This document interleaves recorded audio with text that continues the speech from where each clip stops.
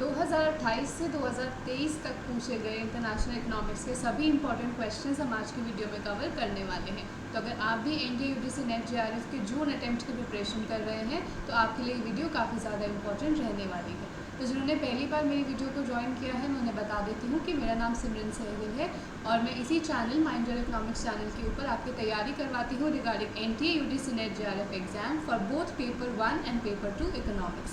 तो अभी हमारी इकोनॉमिक्स की जो सीरीज़ है वो स्टार्टेड है, जिसमें मैंने micro economics, stats, mathematical economics and econometrics जो है वो कंप्लीट करवा दिया है आपको। 2018 से लेकर 2023 तक जितने भी आपके क्वेश्चंस पूछे गए थे वो सब मैंने करवा दिया है। उन वीडियोस का लिंक आपको नीचे डिस्क्रिप्शन बॉक्स में मिल जाएगा, तो इस वीडियो को कवर करने के बाद आप उन्हें भी देख सकते हैं। तो चलिए, ये पार्ट 1 है हमारे इंटरनेशनल इकोनॉमिक्स का। इसका पार्ट 2 जो है वो जल्दी मैं आपके साथ शेयर करूँगी। तो आज हम अपने 2023 से स्टार्ट करते हुए पीछे की तरफ बढ़ेंगे और 2020 तक के क्वेश्चन हम कवर कर लेंगे। चलिए, बिल्कुल भी देरी नहीं करते हैं, आगे बढ़ते हैं अपनी वीडियो में। तो जैसा कि मैंने पहले बताया, सबसे पहले हम 2023 में पूछे गए क्वेश्चंस को डिस्कस करेंगे, जो कि हमारा दिसंबर 2022 का पेपर था, जो एक्चुअली हमारा 2nd और 3rd आई गेस मार्च को कंडक्ट किया गया था। वो 2 शिफ्ट में आपका पेपर हुआ था। इस बार पहली बार 2 शिफ्ट में आपका पेपर हुआ। तो जो पहली शिफ्ट थी उसके क्वेश्चन हम सबसे पहले डिस्कस करेंगे। चलिए, तो फर्स्ट क्वेश्चन क्या है, the birth of WTO emerge from which round. ठीक है, world trade organisation is your WTO। तो ये आप सबको पता होगा, बहुत ही ज़्यादा सिंपल क्वेश्चन है। उरुग्वे राउंड जो है, इससे ही आपका WTO जो है वो एमर्ज हुआ था। तो ये क्या है, this is the 8th round of multilateral trade negotiation. ठीक है, सो 8th round of multilateral trade negotiation आपका उरुग्वे राउंड कहलाता है। ठीक है, उरुग्वे राउंड कहलाता है, जिससे आपका WTO जो है वो एस्टैब्लिश हुआ था। ठीक है, WTO was established and it was established in which year? It was established in the year 1995। ये आपका 8th राउंड कब तक चला था? ये चला था 1986 से 1994 तक। ठीक है, ये लास्ट राउंड था हमारा इसका मल्टीलेटरल ट्रेड नेगोशिएशन का। जो हमारा GATT था, that was general agreement on trade and tariff. ठीक है, टैरिफ एंड ट्रेड। ठीक है, general agreement on tariff and trade. तो ये जो आपका अग्रीमेंट था, इसी के लिए ये आपकी नेगोशिएशंस जो थी वो चल रही थी। ठीक है, तो ये 8th राउंड था आपका जिसके अंदर। चलो, तो मैं आपको अब बता देती हूँ कि आपके जो 8 राउंड्स थे वो कहाँ कहाँ पर कंडक्ट किए गए थे। ठीक है, एक तो जेनेवा में हुआ था, टोक्यो में हुआ था, हांगकांग में आई गेस नहीं हुआ था। तो 8 आपके हुए थे, वो मैं आपको सारे बता देती हूँ कि उससे रिलेटेड भी आगे आपको क्वेश्चन मिलने वाला है। चलिए, तो सबसे पहला जो राउंड था दैट वाज जेनेवा इन 1947। चलिए, second was in Annecy in 1949, third was in Torquay in 1950, fourth was in Dillon 1960, fifth was Kennedy in 1964, sixth was Tokyo 1973 and seventh was sixth was I think मैंने कुछ miss कर दिया बीच में।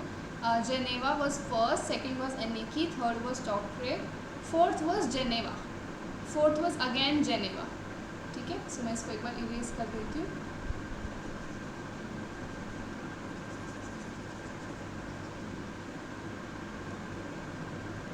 Fourth was again Geneva in the year 1956, then fifth was your Dillon in year 1960, then 6th was Kennedy, 7th was Tokyo and 8th was Uruguay, which was from 1986 to 1994।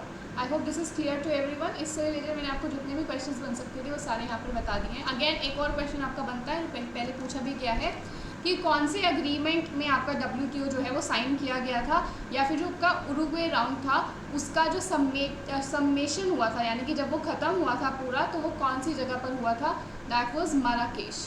ठीक है, तो इसको हम माराकेश एग्रीमेंट भी कहते हैं, जिससे हमारे WTO की क्या हुई थी? एस्टैब्लिशमेंट हुई थी। ठीक है, तो ये भी आपसे पूछ सकते हैं। Next question, what does the case of immiserising growth state. ठीक है, तो इमेजराइजिंग ग्रोथ क्या होती है? देखो, सबसे पहले तो मैं आपको बता देती हूँ कि इमेजराइजिंग ग्रोथ दिया किसने था कॉन्सेप्ट, क्योंकि ये बहुत बार आया है पेपर में.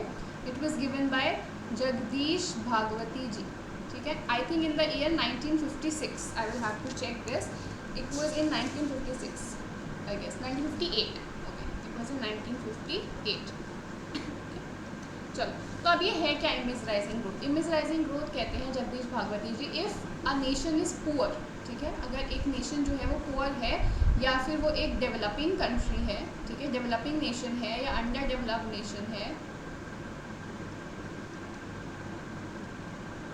ठीक है, तो जब वो ग्रो करता है ना, that means when it's GDP increases. ठीक है, तो यहाँ पर इसकी प्रोडक्शन जो है वो तो इंक्रीज करती है जीडीपी के इंक्रीज होने के साथ.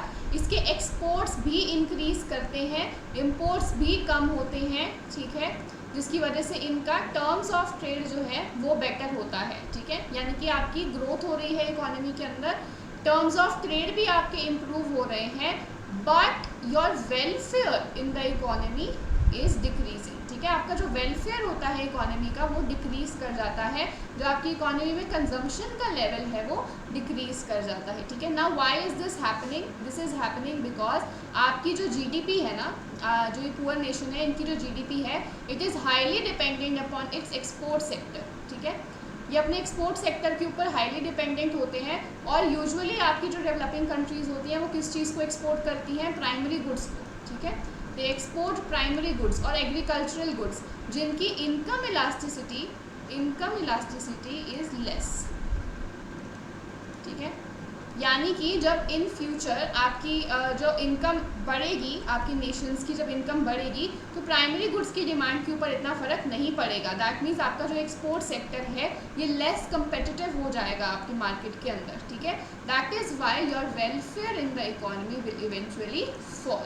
सो this is your whole immiserising growth, यानी कि आपकी इकोनॉमी में ग्रोथ तो हो रही है, but this is leading to fall in the welfare of your country. Okay, तो यहाँ पर इसका आंसर क्या होना चाहिए, that growth in poor nations would actually be self defeating. ठीक है, पुअर नेशंस में जो ग्रोथ हो रही है वो एक्चुअली सेल्फ डिफीटिंग है, यानी कि अपने आप का नुकसान भी कर रही है. वो कैसे कर रही है, क्योंकि उसका वेलफेयर फॉल हो रहा है, लोगों का जो वेलफेयर है इकोनॉमी में वो फॉल हो रहा है. ओके, चलो नेक्स्ट क्वेश्चन देखते हैं. In which stage of product cycle model the imitating country starts underselling the innovating country in the third market. ठीक है, अभी आपकी है प्रोडक्ट साइकिल अप्रोच. अब देखो, एक आपकी दो अप्रोचेस हैं, एक है technological gap theory and the other one is product cycle approach, product cycle theory. ठीक है, दिस वॉज गिवन फर्स्ट. ये दोनों आपस में इंटरलिंक्ड ही हैं. ठीक है, काफ़ी इनकी जो कंक्लूजन्स है वो दोनों की काफ़ी ज़्यादा सिमिलर हैं. तो टेक्नोलॉजिकल गैप थ्योरी आपकी किसने दी है, it was given by Posner in 1961 and this theory is given by Vernon in 1966. ठीक है, चलो अब ये जो प्रोडक्ट साइकिल थ्योरी है ना, इसने कुछ स्टेजेस आपकी दे रखी हैं, कुछ 5 स्टेजेस दे रखी है कि आपका जो प्रोडक्ट है या आपकी इकोनॉमी में जो ट्रेड है वो 5 साइकिल से गुजरता है. ठीक है, सो एक स्टेज है आपकी फर्स्ट, एक सेकंड, एक थर्ड, एक फोर्थ और एक फिफ्थ. तो फर्स्ट स्टेज में क्या होता है, that product is produced and consumed in innovating country.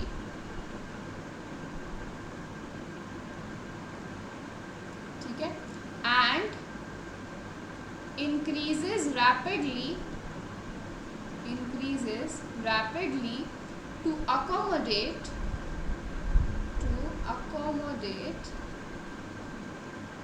rising demand at home and abroad. ठीक है, हम अज्यूम करते हैं कि कोई भी प्रोडक्ट जो है किसी एक कंट्री के अंदर पहले इनोवेट होता है, किसी भी कंट्री के अंदर वो सबसे पहले जो है मैन्युफैक्चर किया जाता है. तो फर्स्ट स्टेज क्या होती है प्रोडक्ट की, कि वो जो प्रोडक्ट है एक इनोवेटिंग कंट्री जो है उसी के अंदर प्रोड्यूस किया जाएगा और उसी के अंदर आपका कंज्यूम भी किया जाएगा और रैपिडली उसकी जो डिमांड है वो अपनी इकोनॉमी के अंदर और आउटसाइड द वर्ल्ड इंक्रीज करने लगेगी उस प्रोडक्ट की demand. Okay, this is the first stage. Second stage क्या होता है, दैट प्रोडक्शन इज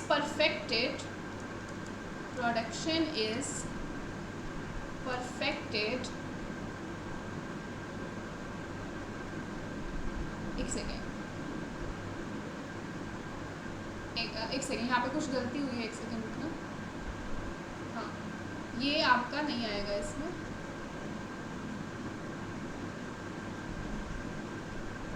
ठीक है, तो सबसे पहला आपका क्या है, that your product will be produced and consumed in the innovating country. ठीक है, जो आपका प्रोडक्ट है वो सबसे पहले कहाँ पर प्रोड्यूस किया जाएगा, आपकी इनोवेटिंग कंट्री में ही प्रोड्यूस किया जाएगा और कंज्यूम भी वहीं किया जाएगा। ठीक है, सेकेंड स्टेज के अंदर क्या होगा, now your production will be perfected in the innovating country, in the innovating country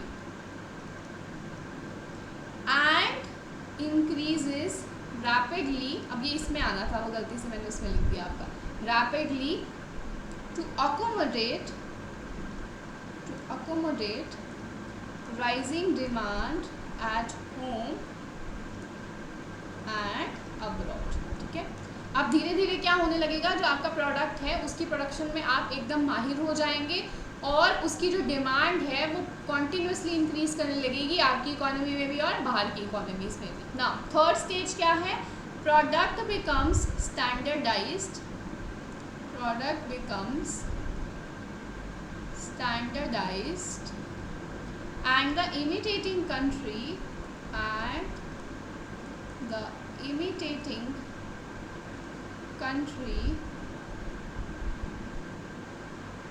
starts producing the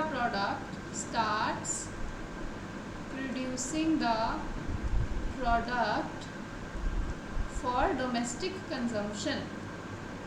ठीक है, अब क्या होगा, आपका जो प्रोडक्ट है वो हर दूसरी कंट्री के अंदर जाने लग जाएगा, तो जो दूसरी कंट्रीज़ हैं अब आपके प्रोडक्ट को कॉपी करना स्टार्ट कर देंगी। ठीक है, अब वो उसको कॉपी करके अपनी इकोनॉमी में प्रोड्यूस करेंगी और अपनी डोमेस्टिक टेरिटरी के अंदर उसको बेचेंगी। ठीक है, अभी दे आर नॉट एक्सपोर्टिंग, अभी वो सिर्फ अपनी इकोनॉमी के अंदर ही बेच रहे हैं। ठीक है, नाउ फोर्थ स्टेज क्या होती है, imitating country starts underselling the innovating country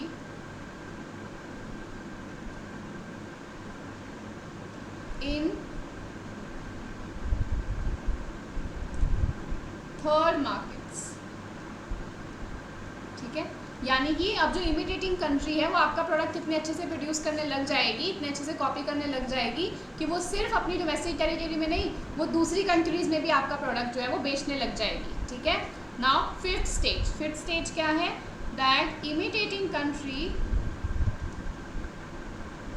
starts underselling in the innovating country. ठीक है, लास्ट स्टेज क्या है कि आपकी जो कॉपी करने वाली जो कंट्री है वो कंट्री अब इनोवेटिंग कंट्री में जिसने वो प्रोडक्ट बनाया था उसी के अंदर वो उसको एक्सपोर्ट करने लग जाएगी। तो यहाँ पे हो क्या रहा है, देखो स्टार्टिंग में आपकी एक इनोवेटिंग कंट्री थी जिसने एक प्रोडक्ट को बनाया। ठीक है, उसने एक प्रोडक्ट को बनाया और इस प्रोडक्ट को वो क्या कर रहा था, स्टार्टिंग में इनिशियली एक्सपोर्ट कर रहा था क्योंकि इस प्रोडक्ट के बारे में किसी को कोई जानकारी नहीं थी। ठीक है, लास्ट में जाके क्या हुआ, जो आपकी इमिटेटिंग कंट्री है, इमिटेटिंग कंट्री जो है वो इस प्रोडक्ट को कॉपी करने लग गई, इतने अच्छे से वो कॉपी करने लग गई और इतना सस्ता बनाने लग गई कि वो अब इस प्रोडक्ट को एक्सपोर्ट करना स्टार्ट कर दिया। ठीक है, कहाँ पर, वापस इसी कंट्री को, यानी कि इनोवेटिंग कंट्री से भी सस्ता अब इस प्रोडक्ट को इमिटेटिंग कंट्री बनाने लग जाएगी। तो इवेंचुअली इस प्रोडक्ट को अब एक्सपोर्ट करेगी टू द इनोवेटिंग कंट्री, यानी कि इनोवेटिंग कंट्री जिस प्रोडक्ट को पहले एक्सपोर्ट कर रही थी अब सेम प्रोडक्ट को इम्पोर्ट करेगी। ठीक है, आई होप दिस इज़ क्लियर। ये पूरी आपकी क्या है, प्रोडक्ट साइकिल थ्योरी। सबसे पहले क्या है कि जो इनोवेटिंग कंट्री है वो एक नया प्रोडक्ट बनाएगी और अपनी इकोनॉमी के अंदर उसको कंज्यूम करेगी। दूसरी स्टेज के अंदर वो उसके अंदर मास्टर हो जाएगी, इनोवेटिंग कंट्री उस प्रोडक्ट को बनाने में मास्टर हो जाएगी और वो दूसरी कंट्रीज़ के अंदर उसको एक्सपोर्ट करने लगेगी। तीसरे स्टेज के अंदर क्या होगा कि जो इमिटेटिंग कंट्री है वो आपके प्रोडक्ट को बनाना शुरू करेगी और अपनी इकोनॉमी में बेचने लगेगी।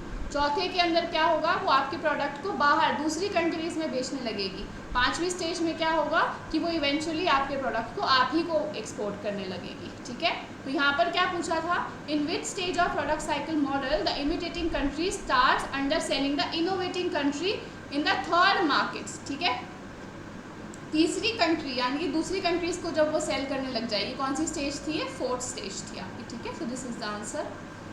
Next, if the nominal tariff rate on consumers of the final commodity is 10%, ठीक है, the ratio of the cost of imported input to the price of the final commodity in the absence of tariff is this. Nominal tariff rate आपको दिया है, find effective rate of protection, ठीक है। सो आपका rate of effective protection का formula होता है, लिख लीजिए आप सब, इम्पॉर्टेंट है। ये पहले भी आपके पेपर के अंदर आया था और इस बार भी दोनों शिफ्ट के अंदर आपके आया। पहले तो ये आपका ड्रॉप हो गया था क्योंकि ये ऑप्शंस थे वो गलत दे रखे थे, इस बार इनके ऑप्शंस ठीक आए हैं, ठीक है। तो दोनों शिफ्ट के अंदर इसका क्वेश्चन आया। तो रेट ऑफ इफेक्टिव प्रोटेक्शन क्या होता है, G is equals to TJ minus AITI divided by your 1 minus AI, ठीक है। सो TJ क्या है, TJ है आपका ये आपका नॉमिनल टैरिफ रेट, ठीक है। देन AI क्या है, it is the price of the final commodity ratio of the imported input to the price of the final commodity in the absence of tariff, ठीक है। ये आपका AI है। TI क्या है, this is a nominal tariff rate on your imported input, ठीक है, समझ में आई ये चीज़। TJ क्या है, this is the nominal tariff rate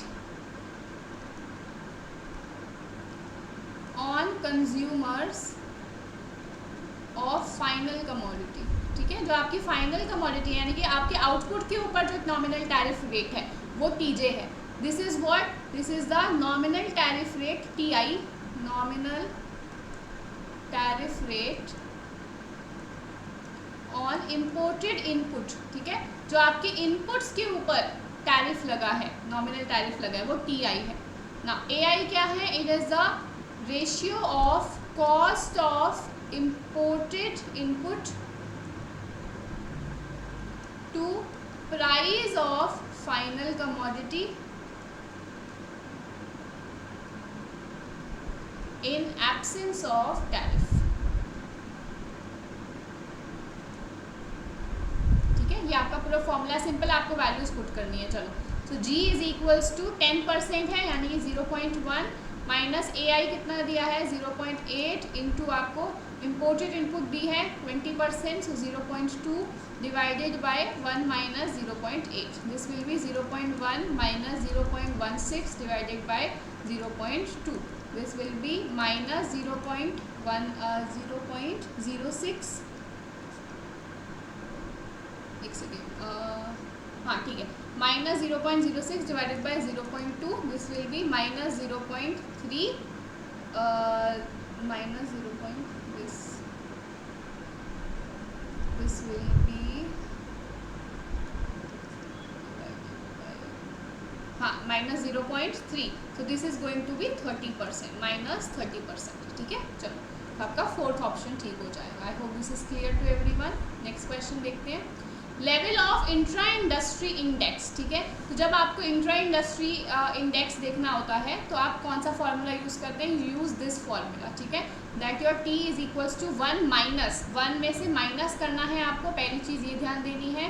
then export minus import ऊपर आएगा और एक्सपोर्ट प्लस इम्पोर्ट नीचे आएगा, और ये मॉड्यूलस का साइन है ये खाली यहाँ पर लगेगा, एक्सपोर्ट माइनस इम्पोर्ट पे, एक्सपोर्ट प्लस इम्पोर्ट पे नहीं लगेगा। Is this clear? ये चीज़ आपको दो चीज़ें याद देनी है, एक तो यहाँ माइनस होता है, एक मॉड्यूलस आपका खाली एक्सपोर्ट माइनस इम्पोर्ट पे होता है, ना कि होल के ऊपर। अगर होल के ऊपर होता तो ये वाला भी आपका ठीक हो सकता था, बट दिस इज रॉन्ग, खाली आपके न्यूमरेटर में होता है। Okay, so first is right. Next question, consequence of country having a persistent current account surplus, ठीक है। अब करंट अकाउंट सरप्लस क्या होता है?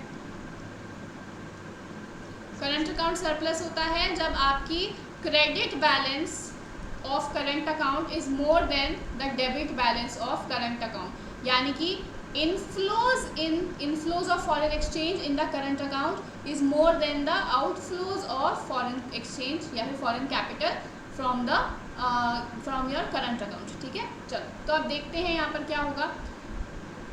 अगर आपका करंट अकाउंट सरप्लस है, यानी कि आपकी इकोनॉमी में पैसा ज़्यादा आ रहा है एज़ कम्पेयर टू जितना आप बाहर भेज रहे हो, तो एम्प्लॉयमेंट जनरेशन हो रही है, सो डेफिनेटली एम्प्लॉयमेंट जनरेशन होगी। क्यों? क्योंकि इनफ्लो ज़्यादा कब होगा? जब आप एक्सपोर्ट ज़्यादा करोगे, ठीक है। When you will export more, तभी तो आपका इनफ्लो ज़्यादा होगा। तो एक्सपोर्ट ज़्यादा करने के लिए आपको प्रोड्यूस ज़्यादा करना पड़ेगा, प्रोडक्शन आपको ज़्यादा करनी पड़ेगी, प्रोडक्शन ज़्यादा के लिए आपको लेबर ज़्यादा ज़रूरत है, यानी कि एम्प्लॉयमेंट आपकी इकोनॉमी के अंदर इंक्रीज होगी, ठीक है। So first is right. Higher standard of living, बिल्कुल ठीक है। हायर स्टैंडर्ड ऑफ लिविंग कैसे होगा? जब आप एम्प्लॉयमेंट जनरेट करोगे तो लोगों का इनकम लेवल भी इंक्रीज करेगा इकोनॉमी में। ओके चलो। लो इन्फ्लेशन प्रेशर, नो, आपका इन्फ्लेशन प्रेशर ज़्यादा होगा। कैसे? इनकम लेवल बढ़ेगा तो इकोनॉमी में एग्रीगेट डिमांड भी बढ़ेगी, एग्रीगेट डिमांड बढ़ेगी तो इकोनॉमी में प्राइस लेवल भी बढ़ेगा। ठीक है, तो लो इन्फ्लेशन प्रेशर नहीं होगा, हाई इन्फ्लेशन प्रेशर होगा। Currency appreciates in the value, बिल्कुल ठीक है। आपकी जो करेंसी है वो अप्रिशिएट करेगी। वाई? क्योंकि आपकी इकोनॉमी के अंदर इनफ्लो ज़्यादा हो रहा है। ठीक है, इनफ्लो ऑफ फॉरेन कैपिटल है, इनफ्लो ऑफ फॉरेन कैपिटल, तो आपकी इकोनॉमी की जो करेंसी है उसकी वैल्यू इंक्रीज करेगी। That means your currency will appreciate. Okay next, more pressure on public debt, अच्छा ये तो ठीक है आपका। Then more pressure on public debt, no, public debt से तो कोई लेना देना नहीं है इस चीज़ का। नेक्स्ट है आपका, और वैसे भी पब्लिक डेट पे प्रेशर कब होता है? जब आपका डेफिसिट होता है। ठीक है, पब्लिक डेट क्या होता है? जब आप गवर्नमेंट ज़्यादा बोरोविंग्स करती है। ठीक है, तो गवर्नमेंट बोरोविंग कब करेगी? जब डेफिसिट होगा, ना कि सरप्लस। ठीक है, तो डेफिसिट तो यहाँ पे इन्होंने बोला नहीं, इन्होंने तो सरप्लस बोला है। तो सरप्लस में आपका पब्लिक डेट पे प्रेशर नहीं आएगा, उल्टा रिलीव होगा आपका पब्लिक डेट का प्रेशर, क्योंकि आप अब ज़्यादा पोजीशन में हो अपने पैसे को वापस करने के। ठीक है, so answer will be A, B and D, second option. Next, for the computation of national income by the product method. ठीक है, प्रोडक्ट मेथड से अगर आपको नेशनल इनकम निकालनी है, अब देखो ये क्वेश्चन आपका मैक्रो इकोनॉमिक्स का है। ठीक है, this is not from international economics, लेकिन ये क्वेश्चन आपका रह गया था मैक्रो इकोनॉमिक्स में करवाने के लिए। जब मैं देख रही थी इंटरनेशनल इकोनॉमिक्स के लिए, तो ये क्वेश्चन रह गया था पिछली आपकी मैराथन में, तो इसीलिए मैंने यहाँ पर डाल दिया है, although this is not from international economics. Okay चलो, नेशनल इनकम जब आप प्रोडक्ट मेथड से निकालते हो तो किस किस को काउंट करते हो? रजिस्टर्ड मैन्युफैक्चरिंग को, एग्रीकल्चर को करते हो, माइनिंग, क्वेरिंग को, एंड रजिस्टर्ड मैन्युफैक्चरिंग। सिर्फ नॉन मोनेटाइज एक्टिविटीज़ को आप इंक्लूड नहीं करते हो जब आप नेशनल इनकम निकालते हो तो। ठीक है, नॉन मोनेटाइज एक्टिविटीज़ क्या होती है? जिनकी मार्केट वैल्यू आप असर्टेन नहीं कर सकते। This is non monetary exchanges. For example services of a house wife. ठीक है, जो आपकी हाउस वाइफ हैं या आपकी जो मदर हैं जो आपको सर्विसेज दे रही हैं, उसको आप जीडीपी में काउंट नहीं करते हो। क्यों नहीं करते? क्योंकि इसकी मार्केट वैल्यू निकालना आसान नहीं है। ठीक है, इसके लिए हम अनपेड वर्क की अकाउंटिंग करते हैं, अनपेड वर्क की अकाउंटिंग करते हैं, जिसके ऊपर काफ़ी ज़्यादा रिसर्च जो है वो चल रही है। Okay, so A, B, C and D must be the right answer. Third, next question, which are the following forms of the credit side of the balance of payment. चलो, अब बैलेंस ऑफ पेमेंट मैं आपको बता देती हूँ क्या होता है, इससे भी क्वेश्चन काफ़ी आते हैं। So balance of payment is an accounting statement which records all the transactions between the residents of a country and the rest of the world. ठीक है, यानी कि वो सारी की सारी ट्रांजैक्शन जो आपके रेजिडेंट्स, ठीक है, कंट्री के रेजिडेंट और बाहर के रेजिडेंट्स के बीच में हो रही है। ठीक है, तो अब इसके अंदर दो तरीके के आपके अकाउंट आते हैं, एक आता है करंट अकाउंट, एक आता है आपका कैपिटल अकाउंट। ठीक है, कैपिटल अकाउंट में क्या आता है? वो सारी की सारी चीज़ें जो आपकी एसेट्स या लायबिलिटी पोजीशन को इम्पैक्ट करती हैं। ठीक है, यानी कि आपने कोई इन्वेस्टमेंट जो है वो कर दी अब्रॉड, या बाहर के लोगों ने यहाँ पे आके आपकी कोई इन्वेस्टमेंट कर दी, या आपने कोई लोन ले लिया बाहर से। ठीक है, so all of these are capital account का पार्ट। ठीक है, जिसमें आपकी एसेट एंड लायबिलिटी पोजीशन जो है वो चेंज होती है, इम्पैक्ट होती है। करंट अकाउंट में क्या होता है? यहाँ पे आपकी कोई भी asset and liability position impact नहीं होती। यहाँ पे आप सिंपली बात करते हो trade in goods, trade in services, trade in unilateral transfers and income receipts and transverse. ठीक है, तो यहाँ पर क्या क्या चीज़ें आ रही हैं आपकी? एक तो export and import of goods which is visible trade और your balance of trade, then export and import of services which is your net balance of services, balance on trade of services. Then यहाँ पर आएगा आपका unilateral transfers, यानी कि transfer income and transfer payment. ठीक है, ये होती हैं आपकी one way income and one way payment, जिसके बदले में आप कुछ भी प्रोड्यूस करके नहीं देते। फॉर एग्जांपल कोई डोनेशन मिल गई है, कोई गिफ्ट मिल गया है, कोई रेमिटेंस आ गया है। ठीक है, लास्ट होता है आपका income receipts and payments, income receipts या फिर इनकम पेमेंट्स। कौन सी इनकम रिसीट और कौन सी income payment? This is interest income. ठीक है, जो आपने लोन उठा रखा होगा बाहर से, उस पर जो आपको इंटरेस्ट पे करना पड़ रहा है, या आपने किसी को लोन दे रखा होगा, उस पर जो आपको इंटरेस्ट रिसीव हो रहा है, all of that will B consider under current account. Okay, चलो, तो ये बहुत ही ज़्यादा सही है। एक आपका होता है इसके अंदर फॉरेन एक्सचेंज रिजर्व, ठीक है। तो फॉरेन एक्सचेंज रिजर्व क्या होता है, ये यूज़ होता है आपका to settle the claims on the foreign residents, ठीक है। जो भी आपका मिसमैच हो रहा होता है बैलेंस ऑफ पेमेंट में, क्योंकि आपको पता है बैलेंस ऑफ पेमेंट की वैल्यू हमेशा ज़ीरो होनी चाहिए, ठीक है। तो इसे ज़ीरो लाने के लिए जो भी आपका डेफिसिट या सरप्लस होता है उसको कवर करने के लिए आप फॉरेन एक्सचेंज रिजर्व में से पैसा निकालते हो, ठीक है। अगर पैसा कम पड़ रहा होगा तो आप फॉरेन एक्सचेंज रिजर्व से उसको कवर कर दोगे, अगर पैसा ज़्यादा आ रहा होगा तो आप वहाँ से पैसा निकाल के फॉरेन एक्सचेंज रिजर्व में डाल दोगे, ठीक है। चलो, so foreign exchange reserve is kind of an asset, ठीक है, एक आपकी एसेट है। तो whenever it will increase you will debit it, whenever this will decrease you will credit this, ठीक है। सो वेन एसेट में क्या होता है आपकी, यही होती है अकाउंटिंग के अंदर, जब वो इंक्रीज करती है एसेट तो आप डेबिट करते हो, जब डिक्रीज करती है तो आप क्रेडिट करते हो, ये चीज़ आपको ध्यान देनी है। नेक्स्ट एक और चीज़ है क्रेडिट। वैसे क्रेडिट आप किसको करते हो, इनफ्लो को।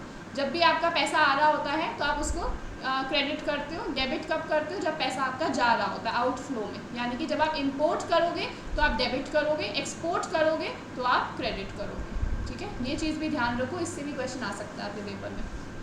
अब देखते हैं यहाँ पर उन्होंने क्या पूछा, credit side of balance of payment. यही चीज़ उन्होंने पूछ ली आपसे कि बैलेंस ऑफ पेमेंट में क्रेडिट साइड पे क्या रहेगा। सो यूनिलेटरल ट्रांसफर रिसीव्ड, ठीक है, रिसीव्ड है यानी कि पैसा आ रहा है इनफ्लो, तो आप क्या करेंगे, क्रेडिट करेंगे। Capital transfer received, capital transfer received यानी कि पैसा आपको आया है तो इसको भी आप क्या करेंगे, क्रेडिट साइड में डालेंगे।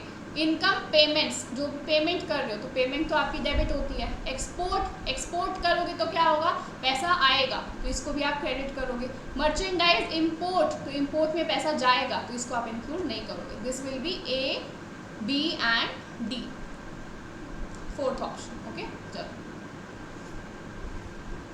नेक्स्ट है आपका अब ये गैट्स। अब देखो ये गैट्स से भी क्वेश्चन आ रहा है, पिछली बार इकोनॉमिक्स के ही पेपर में, पेपर 1 में, लेकिन पेपर 1 में गैट्स से रिलेटेड क्वेश्चन आया था, ठीक है।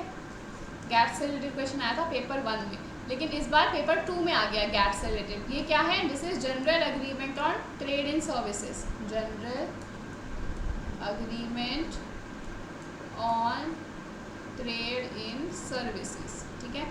तो इस चीज़ को आप देख लीजिए, ये क्या क्या होता है। दिस इज मोड 1 जो है आपका गैट्स का, it talks about your cross border trade, ठीक है, talks about cross border trade. Mode 2 talks about consumption abroad. Mode 3 talks about commercial presence and mode 4 talks temporary movement of natural persons, ठीक है। तो इसका आप answer देख लेंगे, it's answer will B second option, okay. चलो next देखते हैं। हाँ, अब ये क्वेश्चन जो था ये कईयों को समझ आया होगा उस टाइम, कईयों को नहीं भी आया होगा। अब देखो वैसे तो ये क्वेश्चन आसान था, किस तरीके से कि अगर आपको ये जगह पता है ना कहाँ पर है तो आप मैच कर सकते थे, ठीक है। अगर आपको ये भी समझ में नहीं आ रहा कि ये किससे रिलेटेड है तो आप सिंपली देख सकते थे ये जगह कहाँ पर है, आप मैच कर लेते। जैसे सेंटा क्रूज कहाँ पे आपका, महाराष्ट्र में, तो आप ए 4th तो आप मैच करके आपका सेकेंड ऑप्शन ऑटोमेटिकली सही हो जाता। बट यहाँ पर आपको दिया क्या है, दिस इज EPZs, ठीक है। EPZs क्या है, एक्सपोर्ट प्रोसेसिंग जोन्स, ठीक है, जहाँ पे आपके एक्सपोर्ट्स को एनकरेज किया जाता है। ये एक ऐसी बाउंड्री आपकी बना दी जाती है किसी भी स्टेट के अंदर जहाँ से आपकी जो प्रोडक्ट्स हैं वो सिर्फ एक्सपोर्ट ही होते हैं, ठीक है। डोमेस्टिक कंजम्पशन के लिए वहाँ पर प्रोडक्शन नहीं होती, यहाँ से आपके एक्सपोर्ट्स ही होते हैं। तो यहाँ पे आपको काफ़ी टैक्स कंसेशंस एंड ऑल मिलते हैं इस जोन्स के अंदर अगर आपकी इंडस्ट्री सेटअप है तो EPZ आपको मैच करना था। तो एक सेंटा क्रूज में है which is in Maharashtra. Kandla आपका है in I think in Gujarat, Kandla is in Gujarat, Falta is in West Bengal, Visakhapatnam is in Andhra Pradesh, that we all know, ठीक है। इसको अब आप मैच कर सकते थे, सी का फर्स्ट, ठीक है। तो दिस इज राइट। नेक्स्ट, हाँ, अब आपको WTO मिनिस्टीरियल कॉन्फ्रेंस की लिस्ट पूछ ली है, ठीक है। अब देखो यहाँ पर क्या है, ये क्वेश्चन बहुत बार आया, this is a repeated question, काफ़ी बार आपके पेपर में आया। तो मैं आपको सारे WTO के जो मिनिस्टीरियल्स हैं वो लिखवा देती हूँ, उसको आप एक बार नोट डाउन कर लीजिए ताकि आपको सारे के सारे याद हो जाए, ठीक है। चलो 1 मिनट का टाइम देंगे मुझे बच्चे।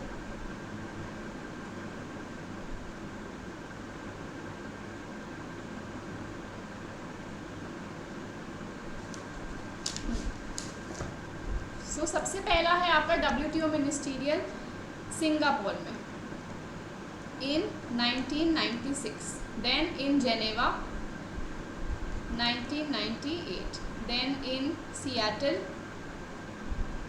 1999.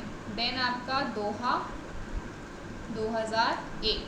देन है आपका कैनकन 2003. देन है आपका हांगकांग 2005. देन है आपका जेनेवा 2009. Again Geneva 2011. देन है आपका Bali 2013. Nairobi 2015. Buenos 2017. And Geneva again in 2022. ठीक है, चलो, तो ये सारे WTO मिनिस्टीरियल्स हैं आपकी, यानी कि WTO की जो मीटिंग्स हुई हैं आपकी वो सारी यहाँ पर हुई हैं, कॉन्फ्रेंस जितनी हुई हैं वो इन जगहों पर हुई हैं, तो इनको आप याद कर लीजिए। कैसे, वैसे तो ज़्यादातर इनमें ना 2-2 साल का ही गैप है, जैसे एक 1996 में हुआ, फिर 98 में हुआ, बस फिर 1 साल का गैप है 1999, फिर 2 साल का गैप है, फिर 2 साल, फिर 2 साल, फिर 4 साल का गैप है आपका, देन आपका फिर 2 साल, 2 साल, 2 साल, 2 साल, फिर 5 साल का गैप है। ठीक है, तो इस तरीके से आप याद कर सकते हो इसको, 2-2 साल का ज़्यादातर गैप है, तो ये आपको याद हो जाएगा आसानी से। अब इसको आप मैच कर सकते हैं। कैनकन आपका कब हुआ था? कैनकन वॉज इन 2003. नायरोबी कब हुआ? 2015. बाली कब हुआ आपका? 2013. बुएनो एरी है आपका 2017. और सिएटल है आपका 1999. तो आपको क्या पूछा था इसने? डिसेंडिंग ऑर्डर में लगाई, यानी कि जो सबसे पहले हुआ है फिर लास्ट में ओल्डेस्ट आपको लगाना है। सबसे पहले बुएनो एरी हुआ था, तो सेकंड ऑप्शन आपका डायरेक्टली आ गया। ठीक है, नेक्स्ट अब आपसे ये पूछा है कि आप इसको लगाइए, arrange the trading group as per their year of establishment starting from the oldest. ठीक है, ओल्डेस्ट से आपको लगाना है, तो मैं आपको ये सारे इनकी बता देती हूँ कब कब एस्टैब्लिश हुए हैं ये। तो यूरोपियन फ्री ट्रेड एसोसिएशन है 1960, this is in 1974, then 1989, then 1969 and last is 1967। तो ये आपके ईयर ऑफ एस्टैब्लिशमेंट है इन सब अग्रीमेंट्स के, तो इनको आप देख सकते हैं। आंसर आपका क्या हो जाएगा मैच करने पर? Third option. ओके, चलो नेक्स्ट। ओके, इसी के साथ हमारा शिफ्ट 1 कंप्लीट होता है। Now we will move toward shift 2। First question, in the Mundell Fleming model the monetary policy will be more effective when there is. ठीक है, तो देखो आपका मंडल फ्लेमिंग मॉडल क्या कहता है, मैं आपको इसकी इंट्रोडक्शन दे देती हूँ। ठीक है, पूरी मतलब इंट्रोडक्शन क्या पूरा समझा देती हूँ क्या है मंडल फ्लेमिंग मॉडल। चलो, वैसे तो ये बहुत बड़ा मॉडल है, लेकिन अगर हम इसको शॉर्ट में समझना चाहें, जितना आपके NTA के लिए काफ़ी रहेगा उतना हम समझ लेते हैं। मंडल फ्लेमिंग मॉडल, चलो, सो मंडल फ्लेमिंग मॉडल क्या कहता है? That there are 2 assumptions. एक अजम्पशन क्या है? That there is a small open economy, आप एक स्मॉल ओपन इकोनॉमी की बात कर रहे हैं। दूसरी अजम्पशन है आपकी कि यहाँ पर आपकी परफेक्ट कैपिटल मोबिलिटी है। ठीक है, परफेक्ट कैपिटल मोबिलिटी है, यानी कि आपके यहाँ से जो कैपिटल है, जो फॉरेन एक्सचेंज है, वो फ्रीली मूव कर सकता है। ठीक है, एकदम से दूसरी कंट्री में जा सकता है, दूसरी कंट्री से आपकी कंट्री पे आ सकता है, इस पर कोई भी रिस्ट्रिक्शंस नहीं है। देन स्मॉल ओपन इकोनॉमी का क्या मतलब है? स्मॉल ओपन इकोनॉमी का मतलब है कि ये वर्ल्ड इंटरेस्ट रेट जो है उसको इम्पैक्ट नहीं कर सकती। इतनी छोटी इकोनॉमी है कि इसकी लेंडिंग और बोरोइंग आपके जो वर्ल्ड इंटरेस्ट रेट है उसको इम्पैक्ट नहीं कर सकती। एक और अजम्पशन यहाँ पर है, क्या अजम्पशन है? That your domestic interest rate, domestic rate of interest is equals to your foreign rate of interest है, या फिर वर्ल्ड रेट ऑफ इंटरेस्ट आपका जो है वही आपका डोमेस्टिक रेट ऑफ इंटरेस्ट भी होगा। अगर इसके अंदर कुछ भी आपकी डिस्क्रिपेंसी आती है, फॉर एग्जांपल अगर ये ज़्यादा हो जाता है या ये कम हो जाता है, तो रिस्पेक्टिवली आपकी इकोनॉमी के अंदर इनफ्लो या आउटफ्लो होगा, जिसकी वजह से आपके ये वापस से इक्विलिब्रियम पे आ जाएगा। ठीक है, तो देख लेते हैं, अगर हमारा डोमेस्टिक रेट ऑफ इंटरेस्ट ज़्यादा है तो क्या होगा? There will be inflow. ठीक है, अगर हमारा रेट ऑफ इंटरेस्ट ज़्यादा है तो इन्वेस्टमेंट हमारी इकोनॉमी में ज़्यादा होगी, क्योंकि यहाँ पर ज़्यादा उनको रिटर्न मिलेगा, तो इसीलिए यहाँ पर इनफ्लो होगा, जिसकी वजह से हमारे पास एक्सेस फंड्स हो जाएंगे। तो इवेंचुअली हमारी जो क्या कहते हैं, इवेंचुअली जो है हम फिर से किस पे पहुँच जाएंगे?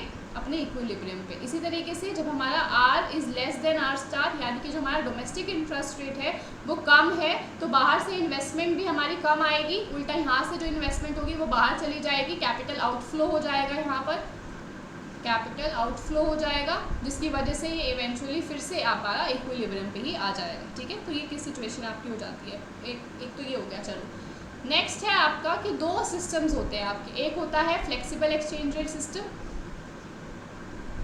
एक होता है आपका फ्लेक्सिबल यानी कि फ्लोटिंग एक्सचेंज रेट, एक होता है आपका fixed exchange rate system. Fixed exchange rate क्या होता है, जिसको गवर्नमेंट रेगुलेट करती है, आपका एक्सचेंज रेट जो है वो एक लेवल पे फिक्स रहता है, उससे चेंज नहीं हो सकता। फ्लेक्सिबल क्या होता है, market forces of demand and supply से डिटरमिन होता है कि आपका कितना एक्सचेंज रेट रहेगा इकोनॉमीज़ के बीच में और करेंसीज के बीच में कितना आपका एक्सचेंज रेट रहेगा। यहाँ पे गवर्नमेंट का या सेंट्रल बैंक का कोई भी रोल नहीं होता, ठीक है। तो अब हम देखते हैं कि कौन सी पॉलिसी का, और दो तरीके की पॉलिसी भी होती है हमारी, एक होती है फिस्कल पॉलिसी और एक होती है हमारी मॉनेटरी पॉलिसी। फिस्कल पॉलिसी क्या होती है, जो गवर्नमेंट की पॉलिसी है, यानी कि या तो गवर्नमेंट स्पेंडिंग इंक्रीज करो या टैक्सेस डिक्रीज करो, which is expansionary fiscal policy, या फिर आप अपनी गवर्नमेंट स्पेंडिंग डिक्रीज करो, टैक्सेस इंक्रीज करो, विच इज़ कॉन्ट्रैक्शनरी आपकी fiscal policy. Then monetary policy आपकी सेंट्रल बैंक की पॉलिसी होती है, यानी कि यहाँ पर वो या तो आपके मनी सप्लाई जो है उसको इंक्रीज करेंगे, विच इज़ एक्सपेंशनरी मॉनेटरी पॉलिसी, या फिर आपकी मनी सप्लाई को वो डिक्रीज करेंगे, that means contractionary monetary policy, ठीक है। चलो अब देखते हैं, यहाँ पर मैं एक बार इसको इरेज कर देती हूँ। आपको एक टेबल दूंगी मैं जिसको आपको याद रखना है।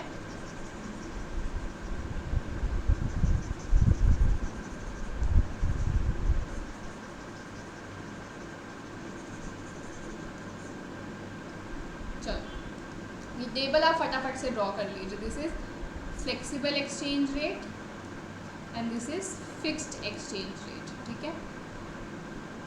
चलो यहाँ पर है आपका y यानी कि income, this is E exchange rate, ठीक है। This is y income, this is E exchange rate, ठीक है। This is your fiscal policy, this is your monetary policy. और अभी एग्जाम्पल के लिए मैं ले रही हूँ कि ये दोनों ही क्या है, एक्सपेंशनरी एक्सपेंशनरी है, ठीक है।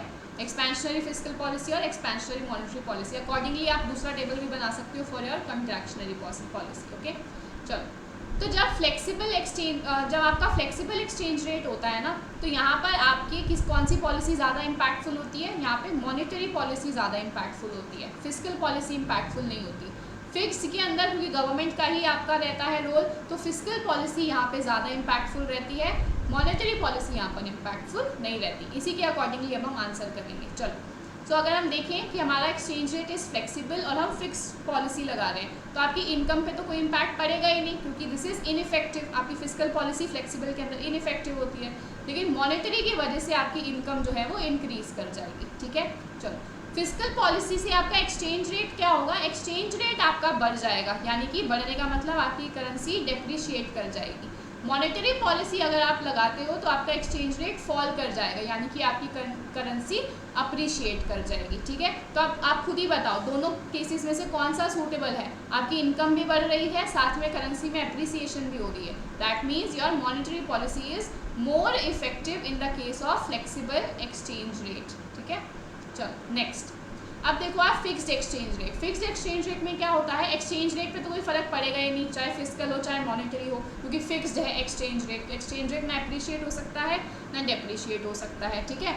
चलो लेकिन अगर आप फिस्कल पॉलिसी लगाओगे तो इनकम आपकी इंक्रीज कर जाएगी, ठीक है, क्योंकि इट इज़ मोर इफेक्टिव, और आपकी जो मॉनेटरी पॉलिसी है उससे कोई भी इम्पैक्ट नहीं पड़ेगा इनकम के ऊपर। अब बताओ कौन सा ज़्यादा आपका इम्पैक्टफुल है, फिस्कल पॉलिसी ज़्यादा इम्पैक्टफुल है, ठीक है। So your fiscal policy will be more impactful in the case of your fixed exchange rate, ठीक है। चलो अब इसको क्वेश्चन को देखते हैं क्या कहा है आपको। This is whole Mundell Fleming model, okay. So in Mundell Fleming model monetary policy will be more effective. Monetary का इफेक्टिव होती है फ्लेक्सिबल के अंदर, ठीक है। तो फिक्स्ड वाला तो आपका वैसे ही गलत हो जाएंगे। नेक्स्ट आपको देखना है कैपिटल मोबिलिटी। तो ये मैंने आपको स्टार्टिंग में ही बताया था, कैपिटल मोबिलिटी कोई सा भी हो, आपकी जो एग्जम्पशन है वो क्या है, परफेक्ट कैपिटल मोबिलिटी की ही है, ठीक है। सो आपका इम्परफेक्ट तो वैसे ही गलत है, तो आंसर क्या हो गया आपका फर्स्ट ऑप्शन, जहाँ पे परफेक्ट हो आप कैपिटल मोबिलिटी हो और फ्लेक्सिबल एक्सचेंज रेट हो, ओके। चलो I hope this is clear to everyone. Next देखते हैं आप स्पेसिफिक फैक्टर मॉडल्स के अकॉर्डिंग कौन सी स्टेटमेंट आपकी अब ठीक है। चलो अब मैं आपको बता देती हूँ स्पेसिफिक फैक्टर्स मॉडल क्या होता है।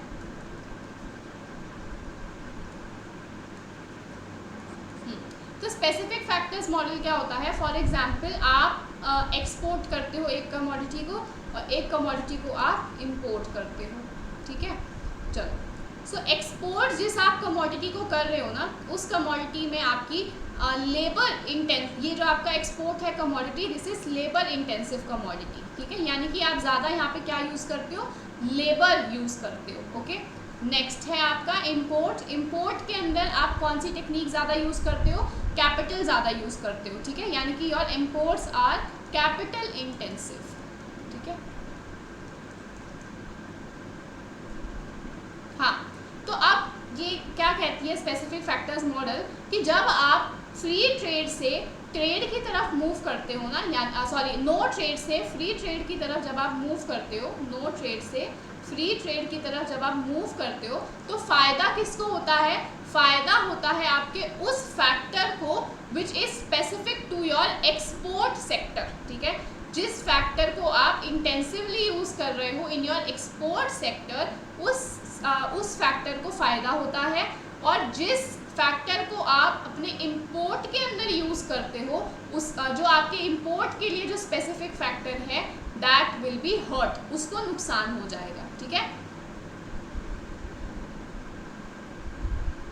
Is this clear to everyone? चलो, तो यहाँ पर एग्जाम्पल में क्या समझ में आया हमें, कि जो लेबर है, लेबर जो फैक्टर है, it is specific to our export sector, तो लेबर को क्या होगा, फ़ायदा हो जाएगा, लेबर विल बी बेनिफिटेड। अब लेबर बेनिफिट कैसे होगी, यानी कि वेजेस बढ़ जाएंगी इकोनॉमी में, ठीक है, आपकी वेजेस बढ़ेंगी।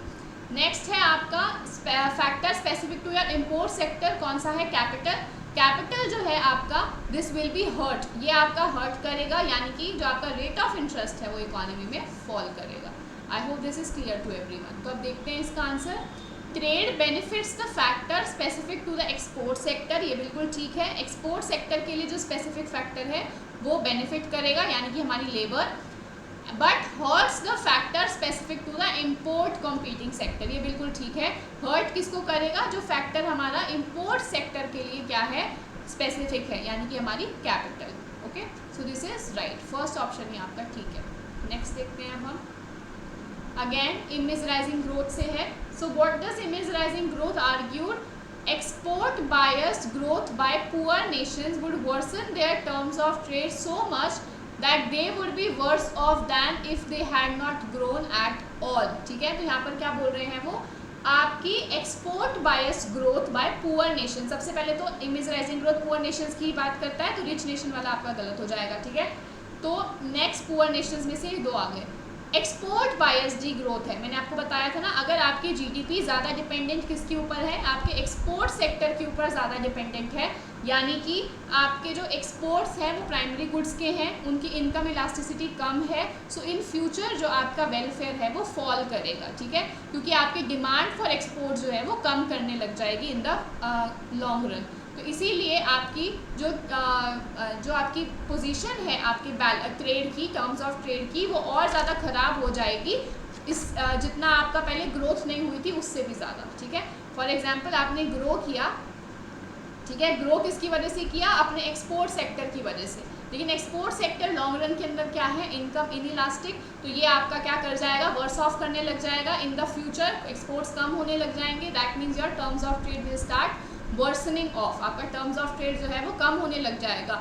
और आप इससे बेटर तो पोजीशन आपकी कब थी, जब आपने ग्रो किया ही नहीं था, जब आपकी जीडीपी ही कम थी, तब उस टाइम आपकी पोजीशन उल्टा ज़्यादा अच्छी थी, तो आपका फर्स्ट ऑप्शन जो है वो ठीक होगा। नेक्स्ट ग्रेविटी मॉडल के लिए, अब देखो ग्रेविटी मॉडल क्या कहता है, सबसे पहले ये दिया किसने है gravity model, it is given by Tim version,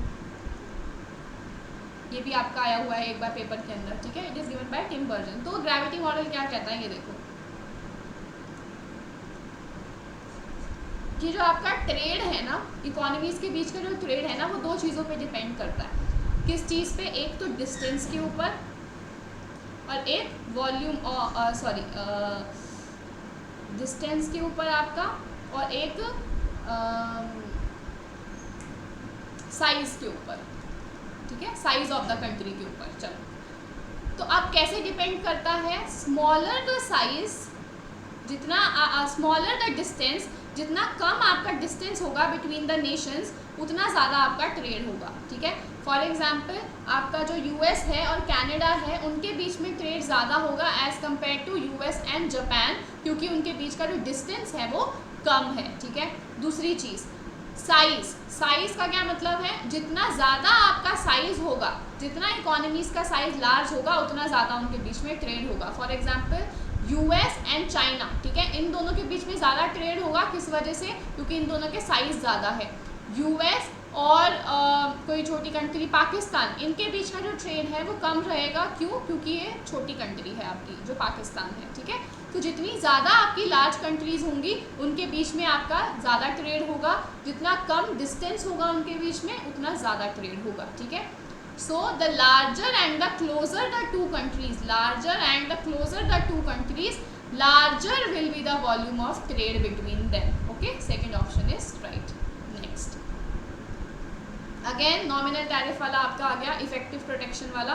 this is G is equals to आपका T J minus A I into T I divided by 1 minus A I.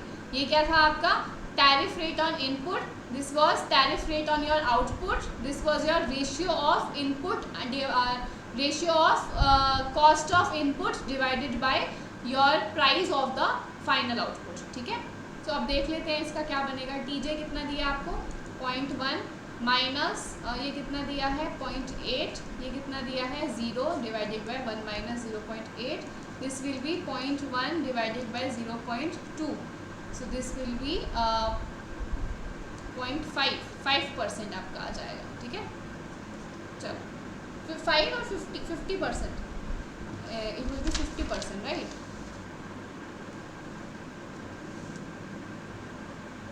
50%, not 5, 50%. So 0.1 divided by 0.2 is 0.5, which is 50%, na? Not 5%. 5 is 0.05. Okay. Third option is right. Next. Oh. एक second.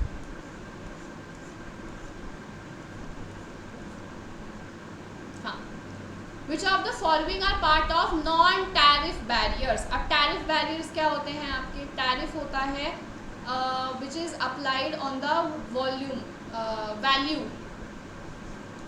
value of the transaction, ठीक है, यानी कि tax, it is a kind of tax on your imports, ठीक है, tax on imports.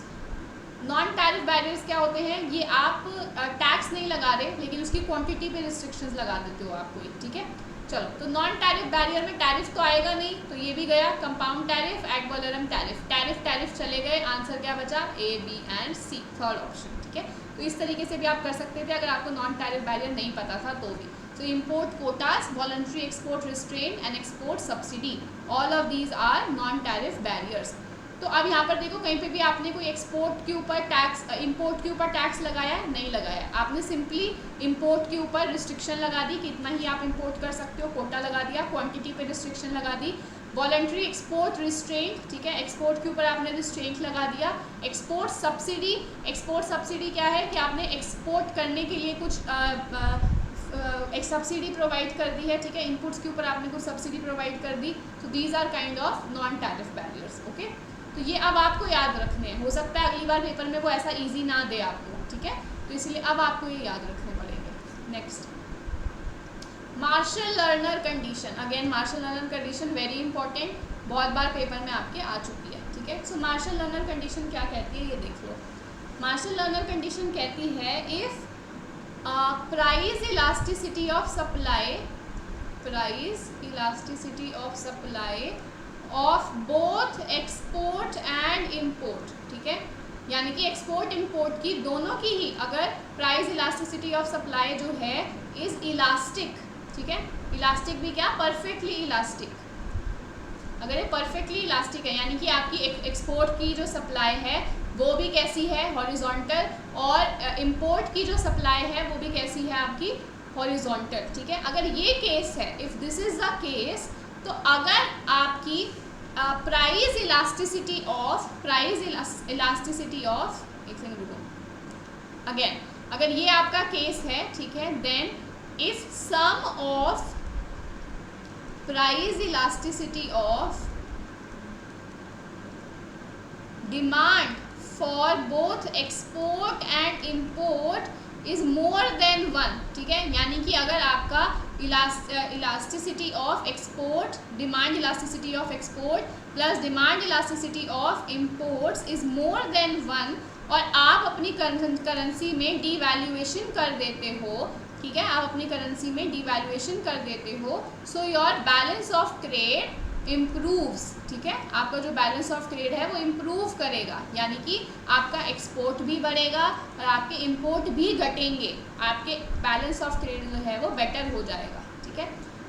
ये है आपकी फर्स्ट कंडीशन। सेकंड कंडीशन क्या है, if sum of price elasticity of demand for export and import, ठीक है, price of sum of elasticity of demand of export and import is less than 1, अगर ये less than 1 आता है और आप डिवैल्यूएशन कर देते हो अपनी करेंसी की, so your balance of trade will worsen, ठीक है, आपका जो बैलेंस ऑफ ट्रेड है वो और ज़्यादा ख़राब हो जाएगा, यानी कि आपके एक्सपोर्ट कम हो जाएंगे और इंपोर्ट्स बढ़ने लगेंगे। थर्ड कंडीशन, इफ़ स्टिल ये जो आपका सम है EX plus EM is equals to 1 आ जाए, तो आप डीवैल्यूएशन कर देते हो अपनी करेंसी की, so your balance of trade will not change, आपके बैलेंस ऑफ ट्रेड पे कोई भी फर्क नहीं पड़ेगा। So these are the 3 conditions for your Marshall Lerner. तो अब देखो कौन कौन सी ठीक है। Devaluation will improve the country's balance of payment if sum of price elasticity of demand for export and import is greater than 1। तो यानी कि आपको ये फर्स्ट कंडीशन कह रहा है, ठीक है, इम्प्रूव कर रहा है when sum of price elasticity of demand for export and import is greater than 1, ठीक है, so this is right। Devaluation will increase the balance of payment deficit, ठीक है, यानी कि आपका balance of payment worse off हो रहा है, ठीक है, वर्सन हो रहा है, इस केस में होता है। Sum of price elasticity of demand for export and import is less than 1, ठीक है, सो लेस देन 1। डेफिसिट आपका इम्प्रूव हो जाना या आपका बैलेंस ऑफ ट्रेड वर्सन हो जाना एक ही बात है।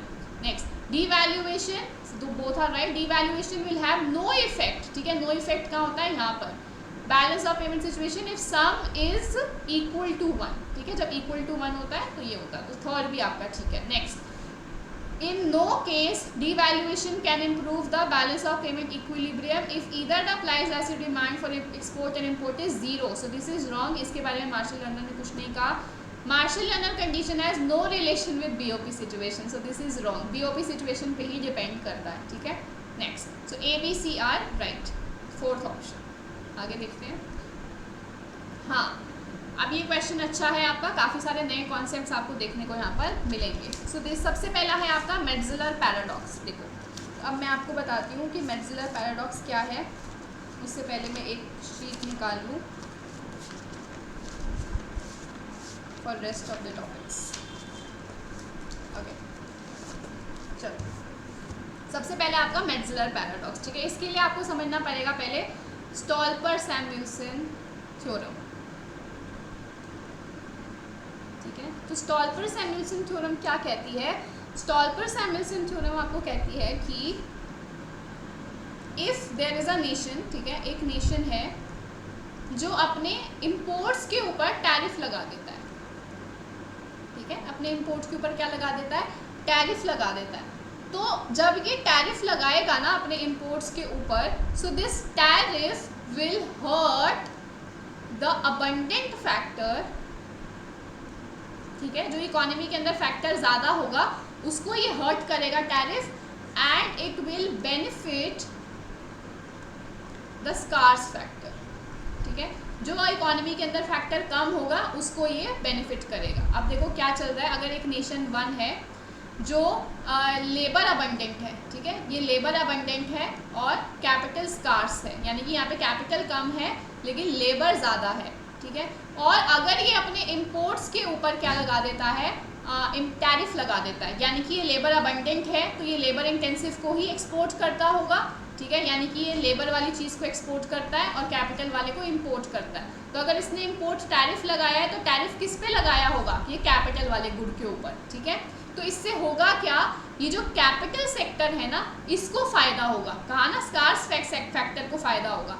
तो अगर नेशन ने अपने इंपोर्ट्स के ऊपर टैरिफ लगाया तो इसके स्कार्स फैक्टर यानी कि कैपिटल को नुकसान होगा, कैपिटल को फ़ायदा होगा, यानी कि रेट ऑफ इंटरेस्ट बढ़ जाएगा, और जो इसका क्या कहते हैं अबंडेंट फैक्टर है लेबर, ठीक है, ये आपका हर्ट हो जाएगा, ठीक है। दैट मीन्स वेजेस जो है आपकी इकोनॉमी के अंदर कम हो जाएंगी, ठीक है। तो this is the whole Stolper Samuelson theorem. अब ये होता कैसे है? ये चीज़ आप समझ सकते हो। मेरे उसमें इंटरनेशनल इकोनॉमिक्स की मैंने एक मैराथन डाली हुई है, ठीक है, एक मैराथन मैंने पोस्ट की हुई है अपने इसी चैनल के ऊपर। इसका लिंक मैं आपको वीडियो की लास्ट में दे दूंगी, नीचे डिस्क्रिप्शन में भी आपको मिल जाएगा। उसमें आपको स्टॉल्पर सैमुअल्सन थ्योरम जो है वो अच्छे से कैसे ये चीज़ हो रही है, ये तो मैंने आपको खाली कंक्लूजन बता दिया जो आपके पेपर के लिए मोर देन इनफ है वैसे तो, लेकिन इस कंक्लूजन को अगर आपको अच्छे से पढ़ना है तो आप उस मैराथन को रेफ़र कर सकते हो। प्लस आप मेरे अनअकैडमी की प्रोफाइल को भी रेफ़र कर सकते हो, उस पर मैंने स्पेशल क्लासेस में कंप्लीट आपको इंटरनेशनल इकोनॉमिक्स करवाया हुआ है, ठीक है। 4 या 5 क्लासेस में कंप्लीट इंटरनेशनल की सारी थ्योरीज करवा रखी है, नए टॉपिक्स पे सब करा रखे हैं, तो उसे भी आप देख सकते हो अगर आपके पास टाइम बचा हुआ है तो वहाँ पे भी मैंने अच्छे से स्टॉल्पर सैमुअल्सन समझाया। ओके, चलो, तो अभी आपको स्टॉल्पर सैमुअल्सन समझ में आ गया होगा। तो इसके बाद आता है आपका मेट्ज़लर पैराडॉक्स, ठीक है। क्या आता है? Metzler paradox, which is exactly opposite of Stolper Samuelson. जो भी स्टॉल्पर सैमुअल्सन ने कहा है ना, मेट्ज़लर पैराडॉक्स ने इसका उल्टा कहा है। क्या कहा है फिर? यानी कि अगर एक नेशन अपने इंपोर्ट पे टैरिफ लगा देती है तो वो जो टैरिफ है it hurts the scarce factor, ठीक है, ये स्कार्स फैक्टर को हर्ट करेगा और benefits the abundant factor, abundant factor को ये क्या करेगा? फ़ायदा पहुंचाएगा, ठीक है। बिल्कुल उल्टा कह दिया। स्टॉल्पर ने क्या कहा था? हर्ट करेगा अबंडेंट को, मेट्ज़लर ने कहा हर्ट करेगा स्कार्स को, और स्टॉल्पर ने कहा था बेनिफिट करेगा स्कार्स को, मेट्ज़लर ने कहा बेनिफिट करेगा अबंडेंट फैक्टर को। So this is exactly opposite. तो इसका आंसर क्या होना चाहिए? Metzler paradox, it is the violation of the Stolper Samuelson. Okay, चलो, अब ये चीज़ मैंने आपको ये मैच करने के लिए नहीं बताई थी क्योंकि इससे रिलेटेड आपको आगे क्वेश्चन मिलेगा, ठीक है, इसीलिए मैंने आपको बताया, क्योंकि इसकी इन डिटेल भी आपको क्वेश्चन आ रखा है पेपर के अंदर। ये तो सिंपल था, आगे इन डिटेल भी आपको मिलेगा। चलो, लेट मी इरेज दिस।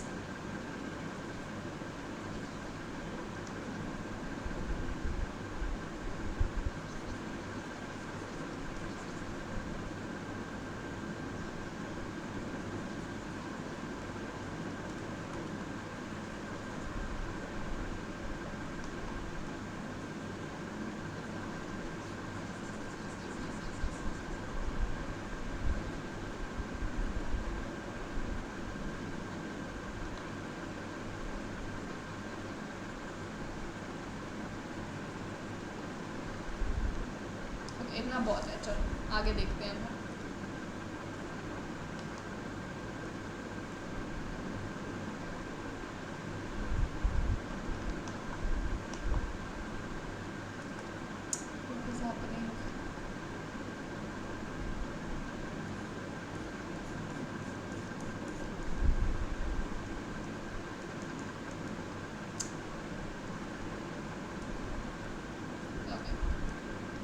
अटक गया था थोड़ा सा ये।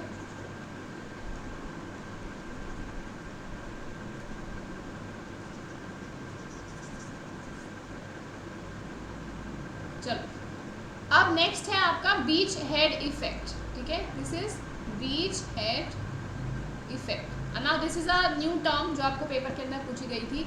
सो बीच हेड इफेक्ट क्या होता है? सबसे पहले तो ये दिया किसने? It was given bye Baldwin, ठीक है, बॉल्डविन ने दिया था इन 1986। तो क्या है ये इफेक्ट? इसको आप लिख लीजिए। This is the idea that if cost of entering a market such as through exports become sunk cost, then a temporary change in market conditions such as exchange rate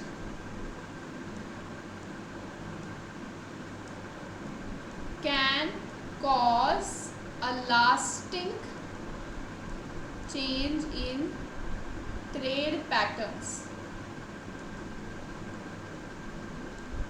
Hence, exporters may be reluctant to increase prices by the full amount of dollar appreciated, dollar depreciated, sorry, depreciated.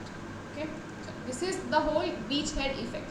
बीचहेड effect क्या कहता है? It is the idea that if cost of entering a market, ठीक है, अगर आप किसी नई market में एंटर कर रहे हो, फॉर एग्जांपल आपने एक्सपोर्ट ही करना शुरू कर दिया, so when you have started exporting, तो उसकी जो कॉस्ट है ना, इट बिकम्स संक कॉस्ट. अगर वो कॉस्ट जो है आपकी संक कॉस्ट बन जाती है. संक कॉस्ट क्या होती है? वो कॉस्ट जो आपकी एक बार लग गई, जो फिर से रिकवर नहीं होने वाली, ठीक है. So when you have enter a market और उसकी जो कॉस्ट आपकी लगी है वो संक कॉस्ट हो जाती है. So whenever there will be a temporary change in the market, अगर आपकी मार्केट के अंदर कोई भी टेम्पररी चेंज आता है, for example foreign exchange rate में आपका कुछ चेंज आ गया, तो उससे आपके ट्रेड के अंदर एवर लास्टिंग इम्पैक्ट पड़ सकता है, यानी कि लॉन्ग रन इम्पैक्ट उसके ऊपर पड़ सकता है.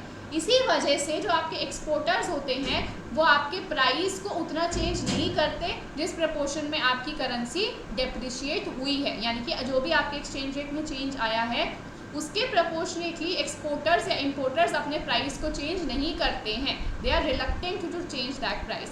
That is beachhead effect. Okay, तो इसका आंसर क्या होना चाहिए था? Beachhead effect. Exporters may be reluctant to increase prices by the full amount of the dollar depreciation. चलो, नेक्स्ट इज डच डिसीज. ठीक है, इसके लिए भी मुझे थोड़ा सा इसको इरेज करना पड़ेगा.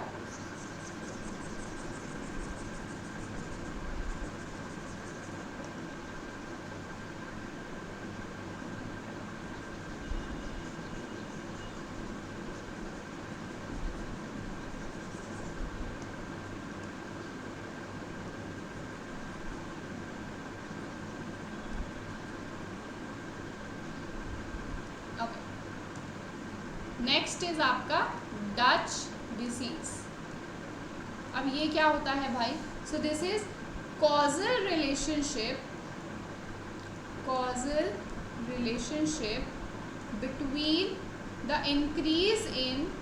between the increase in economic development of a specific sector. These all are new concepts, तो इसको आप लिख लीजिएगा अपने नोटबुक में. for exporting nations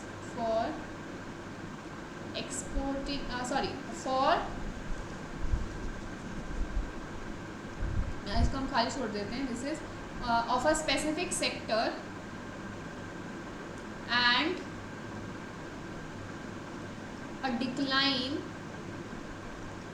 in other sectors. ठीक है, सो दी डच डिसीज क्या है?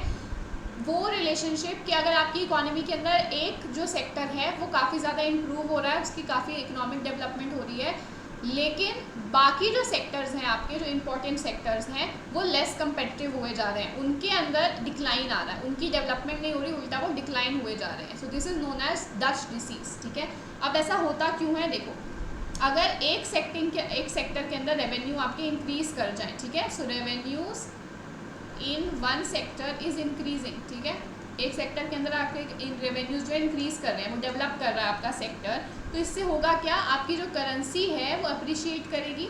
ठीक है, आपकी करेंसी जब अप्रिशिएट करेगी तो आपके जो एक्सपोर्ट्स हैं वो कॉस्टली हो जाएंगे. ठीक है, एक्सपोर्ट्स आपके कॉस्टलियर हो जाएंगे और इम्पोर्ट्स आपके चीप हो जाएंगे. ठीक है, दैट मीन्स जो आपके गुड्स हैं दूसरे सेक्टर्स के वो लेस कम्पिटिटिव हो जाएंगे. जो आपके सेक्टर्स हैं, जो आपकी इंडस्ट्री है, वो लेस कम्पिटिटिव हो जाएगी, क्योंकि आपके एक्सपोर्ट्स अब महंगे हो चुके हैं. अब दूसरी कंट्रीज़ आपका प्रोडक्ट खरीदना पसंद नहीं करेंगी. ठीक है, तो आप लेस कम्पिटिटिव हो जाओगे. Clear? So this is the whole Dutch disease which is loss of relative competitiveness in the traditional industrial sector. जो आप अपनी कम्पिटिटिवनेस को लूज़ कर देते हो because of this particular effect. Okay, next is J curve. अब J curve क्या होता है? जे कर्व आपका बताता है कि जब भी आप अपनी इकोनॉमी के अंदर डीवैल्यूएशन करते हो ना, या डेप्रिसिएशन करते हो, ठीक है, डीवैल्यूएशन करते हो या डेप्रिसिएशन होती है आपकी इकोनॉमी के अंदर, तो आपका जो बैलेंस ऑफ ट्रेड है ना, या जो आपका ट्रेड बैलेंस है, यानी कि export of good minus import of good, वो पहले वर्स ऑफ करता है. ठीक है, पहले वो वर्स ऑफ करता है, then it starts improving. This is the whole J curve. ठीक है। जे कर्व क्या कहता है, जब आपकी इकोनॉमी में आप डिवैल्यूएशन करोगे या डेप्रिसिएशन होगा आपकी करेंसी का, तो योर बैलेंस ऑफ ट्रेड जो है वो वर्स ऑफ कर जाएगा, और इनिशियली वर्स ऑफ कर जाएगा और इवेंचुअली वो फिर इम्प्रूव करने लगेगा, ठीक है। क्योंकि हमने क्या पढ़ा है कि डिवैल्यूएशन से हमारा बैलेंस ऑफ ट्रेड इम्प्रूव करता है, लेकिन ऐसा नहीं होता।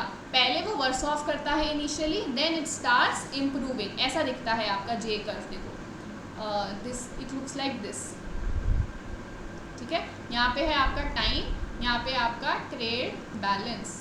So after this particular point आपका ट्रेड बैलेंस जो है वो इम्प्रूव करने लगता है, इससे पहले ये क्या करता है, वर्स ऑफ ही रहता है, ठीक है। So this portion looks like J, इसीलिए इसको हम जे कर्व कहते हैं, ठीक है।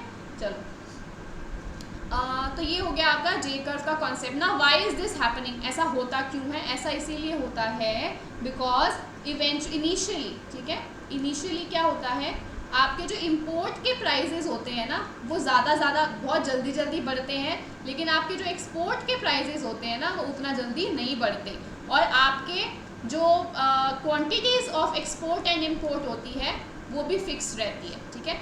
क्वांटिटी चेंज नहीं हो रही एक्सपोर्ट इंपोर्ट की, इंपोर्ट का जो प्राइस है वो बढ़े जा रहा है, एक्सपोर्ट का प्राइस आपका बढ़ नहीं रहा, तो इससे होगा क्या, इवेंचुअली आपका balance of trade worse off करेगा।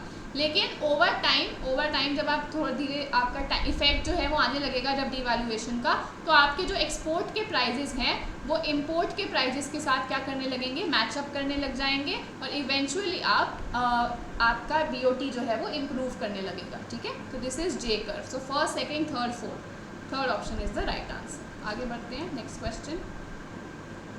ओके, तो यहाँ पे भी आपको अरेंज करना है from starting to the oldest. तो WTO आपका कब आता है, 1995 में।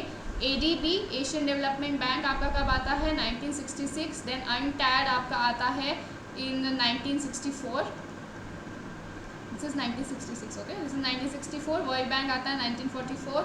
WIPO आता है 1967, 1967 में ये साइन होता है, और 1970 के अंदर आपका ये एस्टैब्लिश हो जाता है, ठीक है। तो इसको अब आपको लगा लेना है फ्रॉम ओल्डेस्ट। ओल्डेस्ट क्या है आपका, वर्ल्ड बैंक है, ठीक है, तो D आ जाएगा।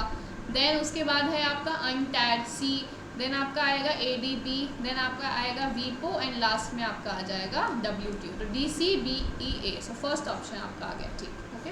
Next, countries always want to have foreign markets open for their exporters, ठीक है। कंट्रीज हमेशा फॉरेन मार्केट्स को ओपन चाहती हैं अपने एक्सपोर्टर्स के लिए, तो बिल्कुल ठीक है। But if a country limits its access to own market, foreign countries में take action to limit access to their own market. बिल्कुल, अगर जो कंट्री है वो अपनी मार्केट के अंदर अगर रिस्ट्रिक्शंस लगाएगी तो दूसरी कंट्री भी रिटेलिएट करेगी, ठीक है। इसका मतलब क्या है, सिंपली देखो, जो एक कंट्री है ना वो अपने एक्सपोर्टर्स को तो प्रमोट करना चाहती है, लेकिन दूसरों के एक्सपोर्टर को प्रमोट नहीं करना चाहती, तो उनके ऊपर वो रिस्ट्रिक्शंस लगाती है। लेकिन जब आप दूसरों के ऊपर रिस्ट्रिक्शन लगाओगे तो वो भी रिटेलिएट करके आपके ऊपर दोबारा रिस्ट्रिक्शंस लगाने शुरू कर देंगे, तो इवेंचुअली आपके एक्सपोर्टर्स को ही नुकसान होगा।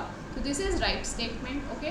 Next, trade agreement can help lower barriers to international commerce. Trade agreement अगर हो जाता है तो आपके बैरियर्स कम हो जाते हैं इंटरनेशनल ट्रेड के अंदर, but countries still have to believe that other countries are playing fair. ये तो बिल्कुल ठीक है, जब आप किसी भी कंट्री के साथ अग्रीमेंट करते हो, फ्री ट्रेड अग्रीमेंट अगर आपने करा या प्रेफरेंशियल ट्रेड अग्रीमेंट आपने करा, कैसा भी अग्रीमेंट किया, तो आपको दूसरे पर विश्वास रखना पड़ता है कि हाँ वो सामने वाला फेयर है आपके लिए, तो आप भी फेयर रहेंगे। इसकी वजह से आपके रिस्ट्रिक्शंस जो हैं वो कम हो जाते हैं, दोनों ही। आप भी उनके एक्सपोर्टर पे मत लगाइए रिस्ट्रिक्शन, वो भी आपके एक्सपोर्टर पे रिस्ट्रिक्शन नहीं लगाएंगे। So both statements are right, okay. Next, चलो इसी के साथ हमारा 2023 के दोनों शिफ्ट कंप्लीट हो जाती है। Now this is December 2021 and June 2022 का paper. Next, size matters in international trade. So this is given by gravity model. Gravity model ने कहा था ना, जितना बड़ा साइज होगा आपका कंट्री का, जितना कम डिस्टेंस होगा कंट्रीज के बीच में, उतना ज़्यादा वॉल्यूम ऑफ ट्रेड होगा। नेक्स्ट है टेक्नोलॉजिकल गैप थ्योरी। ये पॉजनर ने दिया है इन 1961, ये मैंने आपको अभी बताया। मर्सेंटिलिस्ट का आपका है जीरो सम ट्रेड, यह भी मैं आपको बता देती हूँ क्या है। Next is economies of scale and monopolistic competition, ये आपका पॉल क्रूगमैन ने दिया है। चलो अब ये दो चीज़ें आई हमारे पास सामने नई, एक है मर्सेंटिलिस्ट और एक है हमारे पास पॉल क्रूगमैन, ठीक है, पॉल क्रूगमैन का मॉडल। तो मर्सेंटिलिस्ट ने क्या कहा था, मर्सेंटिलिस्ट बिलीव करते थे कि आप एक्सपोर्ट को प्रमोट कीजिए, ठीक है, एक्सपोर्ट प्रमोशन कीजिए और इंपोर्ट को रिस्ट्रिक्ट कीजिए, ठीक है। इंपोर्ट आपको इंपोर्ट आपको करना नहीं है, एक्सपोर्ट को आपको इंक्रीज करना है। आपको जो गोल्ड है ना उसके एक्यूमुलेशन को बढ़ाना है, क्योंकि उस टाइम पर क्या होता था, आपकी गोल्ड के अंदर ही ट्रांजैक्शंस होती थी। तो जब आप एक्सपोर्ट करोगे आपकी कंट्री में गोल्ड आएगा, तो वो इनफ्लो ऑफ गोल्ड में बिलीव रखते थे, आउटफ्लो ऑफ गोल्ड में बिलीव नहीं रखते थे। इसका मतलब हुआ क्या, देखो आप तो एक्सपोर्ट कर रहे हो, यानी कि आप चाहते हो आपकी कंट्री को तो क्या हो, फ़ायदा हो, ठीक है, इट विल मेक प्रॉफिट। लेकिन आप दूसरी कंट्री से इंपोर्ट नहीं करना चाहते, यानी कि आप दूसरे का लॉस चाहते हो, ठीक है, that means they are incurring losses. तो ये मैंने आपको बताया था आपकी माइक्रो इकोनॉमिक्स की मैराथन के अंदर कि when ever one country makes a profit, यानी कि एक पार्टी जब प्रॉफिट करती है और दूसरी पार्टी लॉस कर रही होती है, then that results into zero sum game, ठीक है। So your mercantilist believed in zero sum game, then they believed in nationalism. Nationalism क्या है, गवर्नमेंट के रोल के अंदर ये बिलीव करते थे कि गवर्नमेंट गोल्ड के रेगुलेशन के ऊपर ध्यान दे, ठीक है, एक्सपोर्ट की प्रमोशन पर ध्यान दे। Then it also believed in bullionism, ठीक है, बुलियनिज्म के ऊपर भी ये फोकस करते थे। This is whole mercantilism. चलो, इसी से मर्सेंटिलिस्ट थॉट ऑफ व्यू से ही आपका इंटरनेशनल ट्रेड जो है वो स्टार्ट हुआ था, ठीक है। नेक्स्ट है आपका पॉल क्रूगमैन का मॉडल। तो पॉल क्रूगमैन का मॉडल क्या कहते हैं कि इंटरनेशनल ट्रेड दो रीज़न की वजह से होता है। एक होता है इकोनॉमीज ऑफ स्केल, ठीक है, और दूसरा है monopolistic competition. Economies of scale क्या होता है, इकोनॉमीज ऑफ स्केल का मतलब है जब आप अपनी प्रोडक्शन को एक्सपैंड करते हो उससे मिलते हैं आपको कुछ फ़ायदे, ठीक है, you get some kind of benefits whenever you increase your production. जब आप अपनी प्रोडक्शन का साइज़ इंक्रीज करते हो, स्केल एक्सपैंड करते हो, तो उससे आपको कुछ फ़ायदे मिलते हैं, ठीक है। वो इंटरनल फ़ायदे भी हो सकते हैं, मैनेजमेंट के फ़ायदे भी हो सकते हैं, एक्सटर्नल फ़ायदे भी हो सकते हैं जो आपका एक्सटर्नली आपको गिवन होंगे, ठीक है। So there can be internal economies of scale और एक्सटर्नल इकोनॉमीज ऑफ स्केल, लेकिन उसी की वजह से आपका ट्रेड होता है, ठीक है। जितना ज़्यादा आपको इकोनॉमीज ऑफ स्केल, जितना बेनिफिट्स मिल रहे होंगे, उतना आप अपने कंपेटिटर से ज़्यादा अच्छे होंगे और उतना ज़्यादा आपका ट्रेड बढ़ेगा, ठीक है। Next is monopolistic competition. Monopolistic competition क्या होता है, जहाँ पर आपके डिफ्रेंशिएटेड प्रोडक्ट्स होते हैं, लोगों के ब्रांडिंग के ऊपर बेस होते हैं आपके प्रोडक्ट्स, ठीक है, और यहाँ पर आपका फ्री एंट्री एंड एग्जिट होता है, ठीक है। सो इसकी वजह से भी आपका ट्रेड होता है। तो ये दो चीज़ें हैं पॉल क्रूगमैन के मॉडल के अंदर। आई होप दिस इज़ क्लियर। अब इसको आप मैच कर सकते हैं, इसका आंसर आपका आ जाएगा सेकेंड, ओके। चलो नेक्स्ट देखते हैं अब हम। In the Mundell Fleming model, again Mundell Fleming का आ गया, under floating exchange rate which policy is more effective. Floating के अंदर कौन सी थी, मॉनेटरी, ठीक है, और फिक्स के अंदर फिस्कल, तो ये मॉनेटरी हो जाएगा। आगे बढ़ते हैं। Next, which of the following is correct. अब आपको दिया है gross barter term of trade, net barter term of trade, तो मैं आपको ये सारे टर्म्स ऑफ ट्रेड जो है वो बता देती हूँ, सारे इंपॉर्टेंट है आपके पेपर के लिए, ओके। हाँ, तो सबसे पहला है आपका gross barter term of trade. तो ये क्या है, this is quantity of import divided by quantity of export, ठीक है। तो ये रेशियो होता है इंपोर्ट और एक्सपोर्ट की क्वांटिटी का। सेकंड है आपका net barter terms of trade, ये है price of export bye price of import, ठीक है, this is the price ratio of export and import. Third है आपका इनकम टर्म्स ऑफ ट्रेड, ये होता है price of export bye price of import into value of export, ठीक है, quantity of export, ठीक है। तो आपकी पूरी क्या बन जाती है, वैल्यू बन जाती है। नेक्स्ट है आपका fourth single factorial terms of trade, single factorial terms of trade, this is px by pm into fx। अब fx क्या है, this is the productivity index of export sector, क्या है, productivity index of export sector, ठीक है। Fifth है आपका double factorial terms of trade, ये क्या होता है, px by pm into fx by fm, ठीक है। अब ये क्या होता है, this is productivity index of import sector, this is productivity index of export sector, this is productivity index of import sector. Sixth और लास्ट आपका होता है real cost of terms of trade. Real cost of terms of trade ये क्या होता है, P X by P M into F X into R X. ठीक है, अब आर एक्स क्या है, आर एक्स है index of amount of disutility. ठीक है, index of amount of disutility. Okay, चलो तो ये सारे आपके टर्म्स ऑफ ट्रेड होते हैं। अब क्वेश्चन देख लेते हैं। Gross barter terms of trade uses quantity index. ठीक है, तो बिल्कुल ठीक है, ग्रॉस बार्टर आपका क्या यूज़ करता है, quantity index. Both gross barter and net barter use price index. No, gross barter आपका क्वांटिटी यूज़ करता है। Net barter term uses price index, बिल्कुल ठीक। Both gross and net use quantity. No, net आपका price use करता है। Gross barter terms of trade uses price, net barter term uses quantity. तो ये उल्टा लिख दिया, नेट करता है प्राइस और ग्रॉस करता है क्वांटिटी। ठीक है, gross uses quantity and net uses price. So this is also wrong. Answer आपका आ जाएगा ए एंड सी। ठीक है, तो fourth option is the right option. अब ये भी आपको कई बार आ जाता है कि ये वाला आपका जो टर्म्स ऑफ ट्रेड है ये किसने दिया है।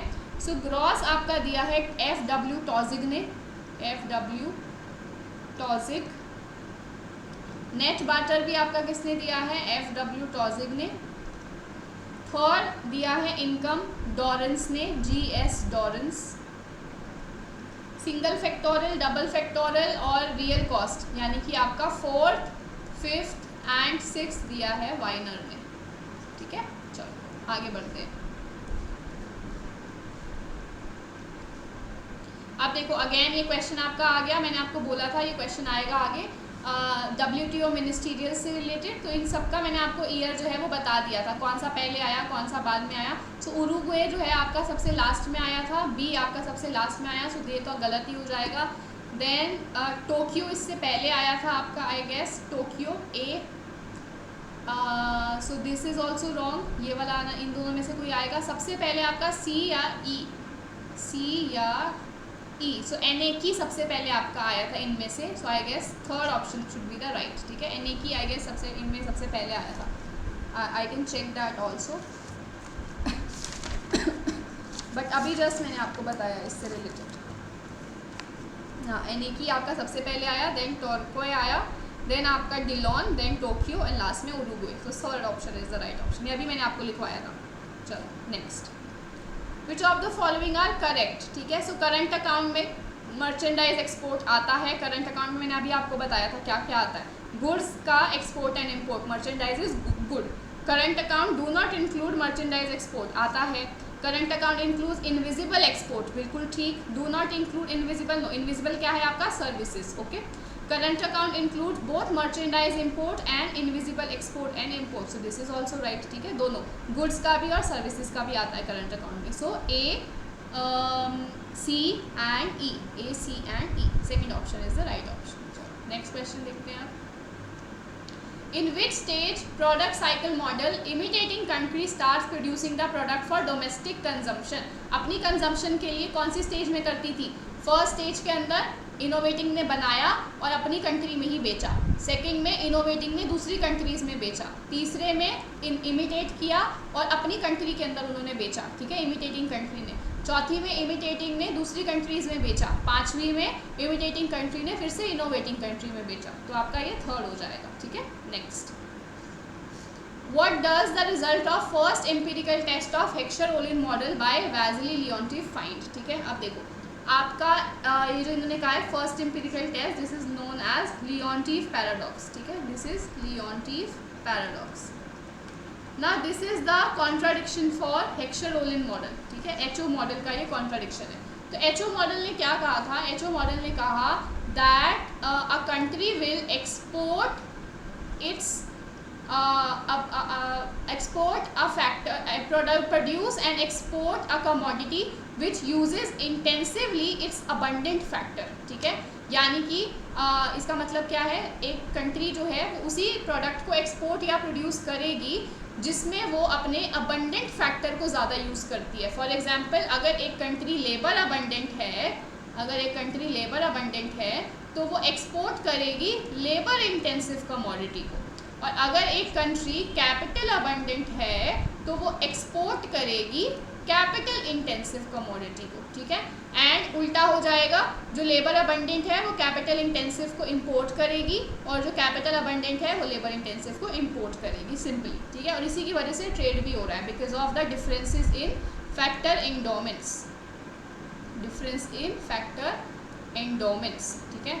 यानी कि कहीं पे लेबर ज़्यादा है, कहीं पे कैपिटल ज़्यादा है, कहीं पे लेबर ज़्यादा एंडाउड है, कहीं पे कैपिटल ज़्यादा एंडाउड है, इसी की वजह से आपका ट्रेड हो रहा है। Next is Leontief. Leontief exactly इसका उल्टा कहते हैं। तो लियोन्टिफ पैराडॉक्स क्या कहते हैं कि अगर एक कंट्री लेबर अबंडेंट है तो वो कैपिटल इंटेंसिव को एक्सपोर्ट करेगी, ठीक है। और अगर एक कंट्री कैपिटल अबंडेंट है तो वो लेबर इंटेंसिव को एक्सपोर्ट करेगी, ठीक है। यानी कि उल्टा कह दिया कि जिसमें वो अबंडेंट है उसके उल्टे फैक्टर से रिलेटेड को वो एक्सपोर्ट करेगी, ठीक है। तो यहाँ पर मतलब क्या हुआ इसका, दैट इन्होंने ना यूएस के ऊपर लियोन्टिफ, बैजली लियोन्टिफ जो थे, इन्होंने यूएस के एक्सपोर्ट डेटा को स्टडी किया, ठीक है। तो जो यूएस के एक्सपोर्ट्स आए ना वो कम कैपिटल इंटेंसिव थे। आपको पता है यूएस क्या है, कैपिटल अबंडेंट इकोनॉमी है, ठीक है। लेबर अबंडेंट तो है नहीं, यहाँ पे पैसा ज़्यादा है as compare to labour, capital abundant है। तो एचओ थ्योरी के हिसाब से इसको कैपिटल इंटेंसिव को एक्सपोर्ट करना चाहिए था, ठीक है। लेकिन जब इन्होंने स्टडी किया डेटा यूएस का तो इन्होंने देखा कि इनका जो एक्सपोर्ट्स थे ना वो लेस कैपिटल इंटेंसिव थे as compare to their import. यानी कि ये कैपिटल अबंडेंट इकोनॉमी होते हुए ज़्यादा कैपिटल इंटेंसिव को ही इम्पोर्ट कर रहे थे, ठीक है। यानी कि ज़्यादा ये लेबर इंटेंसिव को एक्सपोर्ट कर रहे थे, ठीक है, which is exactly opposite of HO theory. So इसका आंसर क्या होगा, US exports were less capital intensive than US imports. US imports ज़्यादा कैपिटल इंटेंसिव थे और एक्सपोर्ट्स उसके लेस कैपिटल इंटेंसिव थे। Okay, next, devaluation always correct a chronic balance of payment deficit. No, ये अभी हमने पढ़ा था मार्शल लर्नर कंडीशन में, हमेशा करेक्ट नहीं करेगा, ठीक है। When ever demand price elasticity of demand for export plus price elasticity of demand for import is more than 1 तभी करेगा, ठीक है। गिवन आपका सप्लाई की जो इलास्टिसिटीज़ हैं, ठीक है, supply elasticity of export and import is, sorry, ये जो दोनों हैं ये आपके परफेक्टली इलास्टिक हो, ये भी आपका ज़रूरी है, ठीक है। Next, and expired expected devaluation lead speculative capital outflows from the domestic country. ये तो बिल्कुल ठीक है। अगर आपकी कंट्री में डिवैल्यूएशन हो जाएगी तो आपकी करेंसी की वैल्यू कम हो जाती है, तो यहाँ से जो इन्वेस्टमेंट है वो दूसरी कंट्रीज़ में चली जाती है क्योंकि आपकी करेंसी की वैल्यू डाउन हो गई है, ठीक है। सो यहाँ पे क्या होगा, जैसे ही आपकी डिवैल्यूएशन हो जाएगी सो आपकी कंट्री से आउटफ्लो ऑफ कैपिटल हो जाएगा, ठीक है। So this is, first is wrong but second is right, fourth option, sorry, हाँ ठीक है, फोर्थ ऑप्शन। नेक्स्ट, चलो इसी के साथ ये भी कंप्लीट होता है। Now we will move toward December 20 and June 2021। Net barter terms of trade, ये क्या है, it is the ratio between export price and import price. यही मैंने आपको बताया था, PX/PM। Next, items of capital account on BOP। अब इसका आंसर आपको दिया हुआ है फ्लो वेरिएबल्स, जो मेरे हिसाब से गलत है। कैपिटल अकाउंट का जो बैलेंस ऑफ पेमेंट होता है, कैपिटल अकाउंट जो होता है इसमें एसेट एंड लाइबिलिटीज़ होती हैं, और एसेट एंड लाइबिलिटीज़ क्या होते हैं, आपके स्टॉक होते हैं, ठीक है। They are not flow variables, they are stock variables, और इनमें चेंजेस की बात करता है कैपिटल अकाउंट। तो आपका थर्ड होना चाहिए मेरे हिसाब से, changes in stock magnitudes. Although answer आपको की में फ्लो वेरिएबल्स दिया हुआ, I don't know why. Okay, next, optimum tariff. अब ऑप्टिमम टैरिफ क्या होता है, optimum tariff is that tariff which maximises country's welfare, ठीक है। कंट्री का वेलफेयर जहाँ पे मैक्सिमाइज होता है वो पॉइंट पे जो आपका टैरिफ होता है दैट इज ऑप्टिमम टैरिफ। अब ऑप्टिमम टैरिफ का आपका फॉर्मूला होता है, दिस इज 1/E-1। E क्या है यहाँ पे, this is the elasticity of foreign countries offer curve, ठीक है। तो आपके फॉरेन कंट्री के ऑफर कर्व की कितनी इलास्टिसिटी है उसको जब आप यहाँ पे पुट करोगे तो आपको अपना ऑप्टिमम टैरिफ मिल जाएगा। This is optimum tariff. चलो, तो जितनी जितनी कम इलास्टिसिटी होगी आपके फॉरेन कंट्री के ऑफर कर्व की, ठीक है, जितना ये मतलब इनइलास्टिक होगा, जितनी कम इसकी इलास्टिसिटी होगी उतना ही ज़्यादा हमें टैरिफ लगाना पड़ेगा, ठीक है। क्योंकि देखो, if this will be more this will be less, if this will be less this will be more. Less का मतलब क्या है, इलास्टिसिटी कम है, इनइलास्टिक है, तो आपका टैरिफ विल बी हाई, ठीक है, ऑप्टिमम टैरिफ आपका ज़्यादा हो जाएगा। और जितना ये इलास्टिक होगा, यानी कि जितनी ज़्यादा इसकी इलास्टिसिटी होगी, आपका optimum tariff will be less. Okay, so इसका आंसर क्या होगा, optimum tariff means in under this it must occur in the elastic range of partner countries offer curve। ये हमेशा पार्टनर कंट्री के इलास्टिक रेंज के अंदर आपका लगना चाहिए ऑप्टिमम टैरिफ, ठीक है, ताकि कम से कम लगे ये। Okay, next, improvement in BOP deficit. BOP deficit क्या होता है, अब when your outflows in BOP are more than inflows in BOP, यानी कि आपके इंपोर्ट ज़्यादा हो रहे हैं, इंपोर्ट की वजह से ही तो पैसा बाहर जाएगा, और एक्सपोर्ट कम हो रहे हैं आपके, ठीक है। चलो नेक्स्ट, इंपोर्ट कंट्रोल कर लो, इंपोर्ट ज़्यादा है तो कंट्रोल कर लो, बिल्कुल ठीक। एक्सपोर्ट प्रमोट कर दो, एक्सपोर्ट कम है तो उसे प्रमोट कर दो। फॉरेन एक्सचेंज को कंट्रोल कर लो, बिल्कुल ठीक। नेक्स्ट, डीवैल्यूएशन कर दो। डीवैल्यूएशन से क्या होता है, एक्सपोर्ट बढ़ जाते हैं और आपके इंपोर्ट कम हो जाते हैं, तो this is also right. So चारों आपके ठीक है इसके अंदर, answer will be A, B, C and D first. Next, which are the following relevant condition assumed by factor price equalisation theorem. अब फैक्टर प्राइस इक्वलाइजेशन थ्योरम जो है, this is known as HOS model, ठीक है, this is Heckscher Ohlin and Samuelson model. Okay, तो इस theory की कुछ assumptions हैं। क्या अजम्पशंस हैं, कि आपकी जो फैक्टर इंडोमेंट्स हैं वो अलग अलग होती है दोनों कंट्री की, यही आपका HO थ्योरी की अजम्पशन है, वही इसकी भी अजम्पशन है। HO थ्योरी की क्या अजम्पशन है, कि फैक्टर इंडोमेंट्स अलग अलग होती हैं, यानी कि एक कंट्री अगर लेबर अबंडेंट है तो दूसरी कैपिटल अबंडेंट होनी चाहिए, तभी इनके बीच में ट्रेड होगा। Countries are characterized by different production function, no, दोनों कंट्रीज का प्रोडक्शन फंक्शन सेम होता है, यानी कि अगर कंट्री वन को, नेशन वन को अगर कमोडिटी एक्स बनानी है तो उसका भी फंक्शन क्या होगा, लेबर और कैपिटल, लेबर और कैपिटल को ही वो यूज़ करेंगे। कितना यूज़ करेंगे वो तो फर्क पड़ता है, पर यूज़ तो लेबर और कैपिटल ही करेंगे। और नेशन टू जो अगर एक्स को प्रोड्यूस करेगा तो भी वो लेबर और कैपिटल को ही यूज़ करेगा, ठीक है। सो प्रोडक्शन फंक्शन सेम रहता है, क्वांटिटी डिफर कर सकती है। Okay, this is wrong. Industries are characterise are different intensities, बिल्कुल ठीक है। जो आपका जो एक्स कमोडिटी है इसको हम मान लेते हैं दिस इज लेबर इंटेंसिव, और जो वाई कमोडिटी है उसको हम मान लेते हैं क्या, कैपिटल इंटेंसिव, तो दोनों आपकी डिफर हैं। Next, each country will export the commodity which uses abundant factor, ये अभी मैंने आपको बताया था। HO मॉडल क्या कहता है, कि आप उस कमोडिटी को एक्सपोर्ट करेंगे जो यूज़ करता है आपके अबंडेंट फैक्टर को, और उस कमोडिटी को आप इंपोर्ट करेंगे जो यूज़ करता है आपके स्कार्स फैक्टर को, ठीक है। यानी कि लेबर अबंडेंट लेबर इंटेंसिव को एक्सपोर्ट करेगा और लेबर अबंडेंट कैपिटल इंटेंसिव को इंपोर्ट करेगा, तो answer will B A, C and D, second option. आगे बढ़ते हैं। हाँ, अब आपको ये मैच करनी है कुछ थ्योरीज आपकी। अपॉर्चुनिटी कॉस्ट हैबरलर ने दे रखी है, दिस इज सिंपल, बार बार आया है क्वेश्चन में।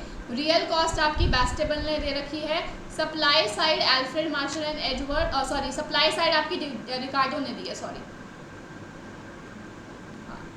Supply side is given bye Ricardo and demand side is given bye Alfred Marshall and Edward, तो इसको आप मैच कर सकते हैं। 41 का आपका आंसर है थर्ड। ओके, चलो आगे बढ़ते हैं।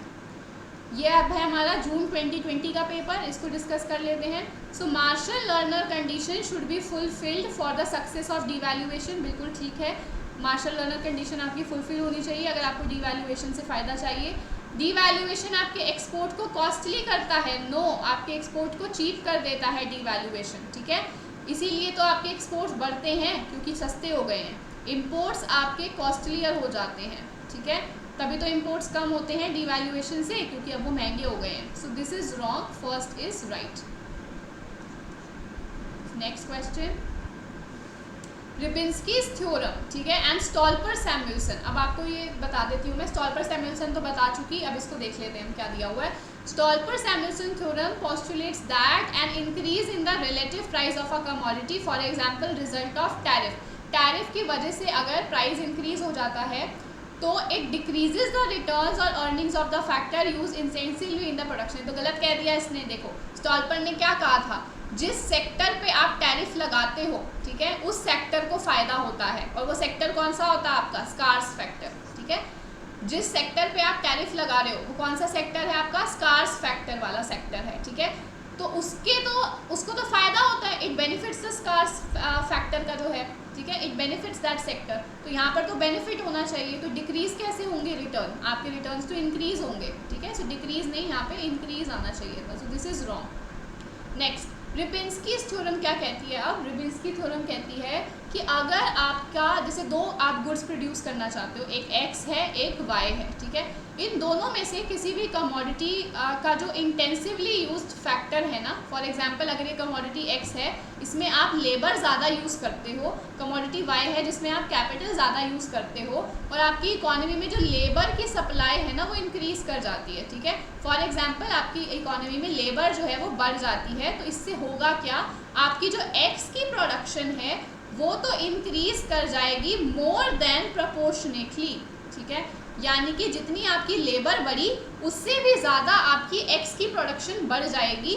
लेकिन वाई की प्रोडक्शन आपकी इकोनॉमी में कम हो जाएगी। समझ में आया? देखो क्या बोला मैंने, आप दो गुड्स को प्रोड्यूस करते हो, अगर एक लेबर इंटेंसिव है एक कैपिटल इंटेंसिव है, जो एक्स कमोडिटी है लेबर इंटेंसिव, उसमें जो लेबर की सप्लाई है इकोनॉमी में वो ज़्यादा हो जाती है, लेबर की ग्रोथ हो जाती है आपकी इकोनॉमी में, तो उससे होगा क्या, लेबर जिस सेक्टर में जिस कमोडिटी की प्रोडक्शन में यूज़ हो रही है उस कमोडिटी की प्रोडक्शन तो मोर देन प्रोपोर्शनेटली इंक्रीज कर जाएगी, यानी कि लेबर के इंक्रीज से भी ज़्यादा इंक्रीज कर जाएगी, लेकिन जो दूसरा सेक्टर है जैसे कि वाई कमोडिटी जो है उसकी प्रोडक्शन आपकी कम हो जाएगी, ठीक है।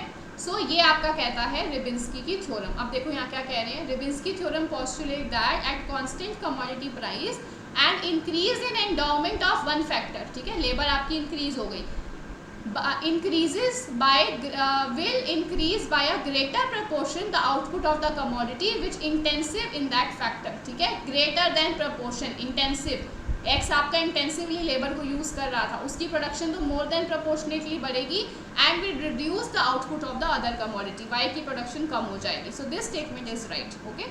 So first is right, second is false. चलो अब इसके पीछे का भी अगर आपको रीज़न जानना है तो इसके लिए भी आप मेरी मैराथन जो है इंटरनेशनल इकोनॉमिक्स की उसको रेफर कर सकते हो, उसमें मैंने अच्छे से समझाया हुआ है। चलो next, Rybczynski theorem focuses on effect of factor growth, ठीक है, अभी हमने देखा जब फैक्टर की ग्रोथ होती है उससे ट्रेड पे क्या इम्पैक्ट पड़ता है। मेट्जलर आपका बताता है टैरिफ से डोमेस्टिक प्राइजेस पे क्या इम्पैक्ट पड़ता है। स्टॉल्पर सैमुएल्सन बताता है टैरिफ से फैक्टर के प्राइजेस पे क्या इम्पैक्ट पड़ता है। इमेज राइजिंग ग्रोथ बताती है कि आपकी ग्रोथ से टर्म ऑफ ट्रेड पे क्या इम्पैक्ट पड़ता है, ठीक है। इसको भी आप मैच कर लीजिए, 45th इसका आंसर आपको मिलेगा ए, ठीक है। Next question, foreign exchange rate are useful for those who wish to, foreign exchange rate किसके लिए यूजफुल है, protect themselves from the risk that the exchange rate will change, बिल्कुल ठीक। फॉरेन एक्सचेंज रेट आप forward exchange rate आप कब use करते हो, फॉरवर्ड एक्सचेंज रेट होता क्या है कि आपने आज आपने एक फिक्स कर लिया है अपना कि इन फ्यूचर आप इसी आज आपने अपना रेट जो है वो फिक्स कर लिया है एक्सचेंज रेट का कि फ्यूचर में आपकी करेंसी चाहे अप्रिशिएट करे चाहे डेप्रिशिएट करे, आप हमेशा इसी रेट के ऊपर अपने ट्रांजैक्शन करोगे जो आज चल रही है, जो आपने आज डिसाइड करी है। This is forward exchange rate. तो आपने क्या किया, अपने आप को उस रिस्क से बचा लिया कि आपकी एक्सचेंज रेट चेंज हो जाएगा in future. Gamble a currency will rise, ठीक है, राइज भी हो सकती है फॉल भी हो सकती है, दोनों में जो रिस्क था उससे अपने आप को आपने बचा लिया। Exchange currencies at a point in time in the future, future में आप अपनी करेंसीज को एक्सचेंज भी कर सकते हैं। सो इसका आंसर आपका बनेगा डी ऑप्शन, ठीक है। So this is also right ना, तो डी ऑप्शन आपका ठीक हो गया। नेक्स्ट है आपका over shooting model of exchange rate, ठीक है, किसने दिया है ये, रूडी डॉर्नबुश ने दिया है। अब ये किस चीज़ पे फोकस करता है, it focuses on sticky prices and volatile exchange rate के रिलेशनशिप में। अब देखो इस थ्योरी को भी हम देख लेते हैं, ये थ्योरी क्या कहती है। हालांकि ये बहुत ज़्यादा नहीं पूछी गई है आपके पेपर में, ये एक ही बार क्वेश्चन आया है, स्टिल हम देख लेते हैं क्या कहती है ये थ्योरी, ओके।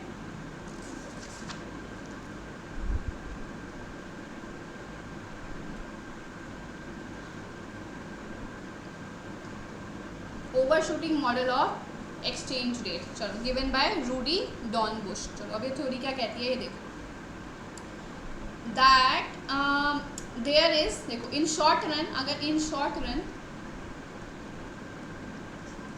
वैसे तो ये इवेंचुअली कहती क्या है मैं आपको बता देती हूँ कि जो शॉर्ट रन का एक्सचेंज रेट होता है ना, वही आपका लॉन्ग रन का एक्सचेंज रेट भी होता है। यानी कि आपके एक्सचेंज रेट जो है वो वापस से आपका इवेंचुअल जो इनिशियल वाला जो एक्सचेंज रेट था शॉर्ट रन वाला, उसी पे रीच आउट कर जाता है इन द लॉन्ग रन। ओके, अब देखो इसका मतलब है आपका जो एक्सचेंज रेट है ना वो ओवरशूट कब करता है, यानी कि डेप्रिशिएट वो कब करेगा या एप्रिशिएट वो कब करेगा, इट ओनली एप्रिशिएट्स और depreciate in the short run. ठीक है, लॉन्ग रन के अंदर वो फिर से अपने इनिशियल एक्सचेंज रेट पे ही आ जाता है। यही कहता है overshooting model of exchange rate. ठीक है, क्या कह रहा है, दैट योर एक्सचेंज रेट ओवरशूट्स, यानी कि एक्सचेंज रेट जो है आपका या तो डेप्रिशिएट कर रहा है या एप्रिशिएट कर रहा है only in the short run, सिर्फ शॉर्ट रन में ही।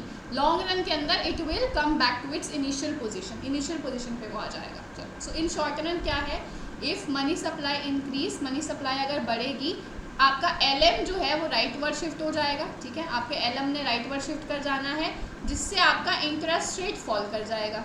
ठीक है, देखो क्या होगा, this is your IS, this is your LM, ये आपका है Y, ये है आपका इंटरेस्ट रेट। ठीक है, मनी सप्लाई बढ़ी, LM आपका राइट वर्ड शिफ्ट कर जाएगा।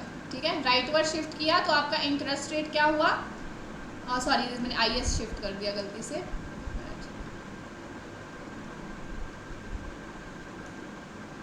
LM आपका राइट वर्ड शिफ्ट कर जाएगा तो क्या होगा, your interest rate will fall. ठीक है, आपका इंटरेस्ट रेट क्या किया, फॉल कर गया। ठीक है, मैं इसको ठीक से बना देती हूँ, थोड़ा बड़ा करके।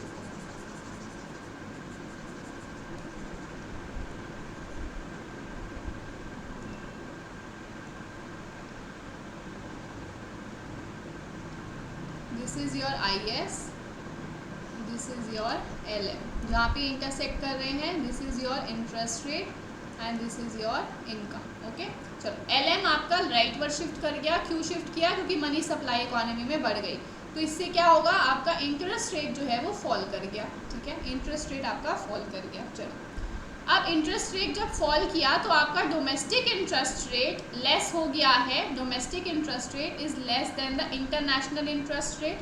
ठीक है, आपकी इंटरनेशनल इंटरेस्ट रेट से आपका डोमेस्टिक इंटरेस्ट रेट कम हो गया, इसकी वजह से आपके यहाँ से कैपिटल बाहर चली जाएगी, क्योंकि यहाँ से इन्वेस्टमेंट निकल जाएगी, आप यहाँ पे इंटरेस्ट रेट रिटर्न कम मिल रहा है, बाहर रिटर्न ज़्यादा मिल रहा है, सो कैपिटल आउटफ्लो हो जाएगा आपकी इकोनॉमी में से। ठीक है, कैपिटल आउटफ्लो होने से क्या होगा, BOP आपका डेफिसिट में चला जाएगा। ठीक है, कैपिटल आउटफ्लो होने से क्या होगा, BOP आपका डेफिसिट में चला जाएगा। जैसे ही BOP डेफिसिट में जाएगा, आपकी जो करेंसी है वो डेप्रिशिएट कर जाएगी। ठीक है, कब, शॉर्ट रन के अंदर, शॉर्ट रन में आपकी जो करेंसी है वो डेप्रिशिएट कर जाएगी because of this BOP deficit. अब जैसे ही आपका ये डेप्रिशिएट करेगा, your exports will increase, your imports will decrease, जिसकी वजह से आपका AD इंक्रीज कर जाएगा, एग्रीगेट डिमांड आपका बढ़ जाएगा, एक्सपोर्ट बढ़ने से इम्पोर्ट कम होने से, because your AD is equals to C+I+D plus export minus import, export बढ़ गया, इम्पोर्ट कम, तो AD बढ़ जाएगा। ठीक है, AD बढ़ेगा so your IS will shift to the right, IS आपका अब राइट वर्ड शिफ्ट कर जाएगा। अब जैसे ही आपका IS राइट वर्ड शिफ्ट किया, ठीक है, IS आपका जब राइट वर्ड शिफ्ट किया तो देखो हुआ क्या, IS राइट वर्ड शिफ्ट करने से आप सेम इंटरेस्ट रेट के ऊपर फिर से आ गए। ठीक है, इनकम आपकी इकोनॉमी में बढ़ गई, लेकिन आप फिर से सेम इंटरेस्ट रेट के ऊपर आ गए, आपका ये जो डिस्टर्बेंस हुई थी इंटरेस्ट रेट में वो वापस से आ गई है। ठीक है, चलो ये तो हो गया आपका शॉर्ट रन का फेनोमेना। चलो अब हम देखते हैं लॉन्ग रन में क्या होगा।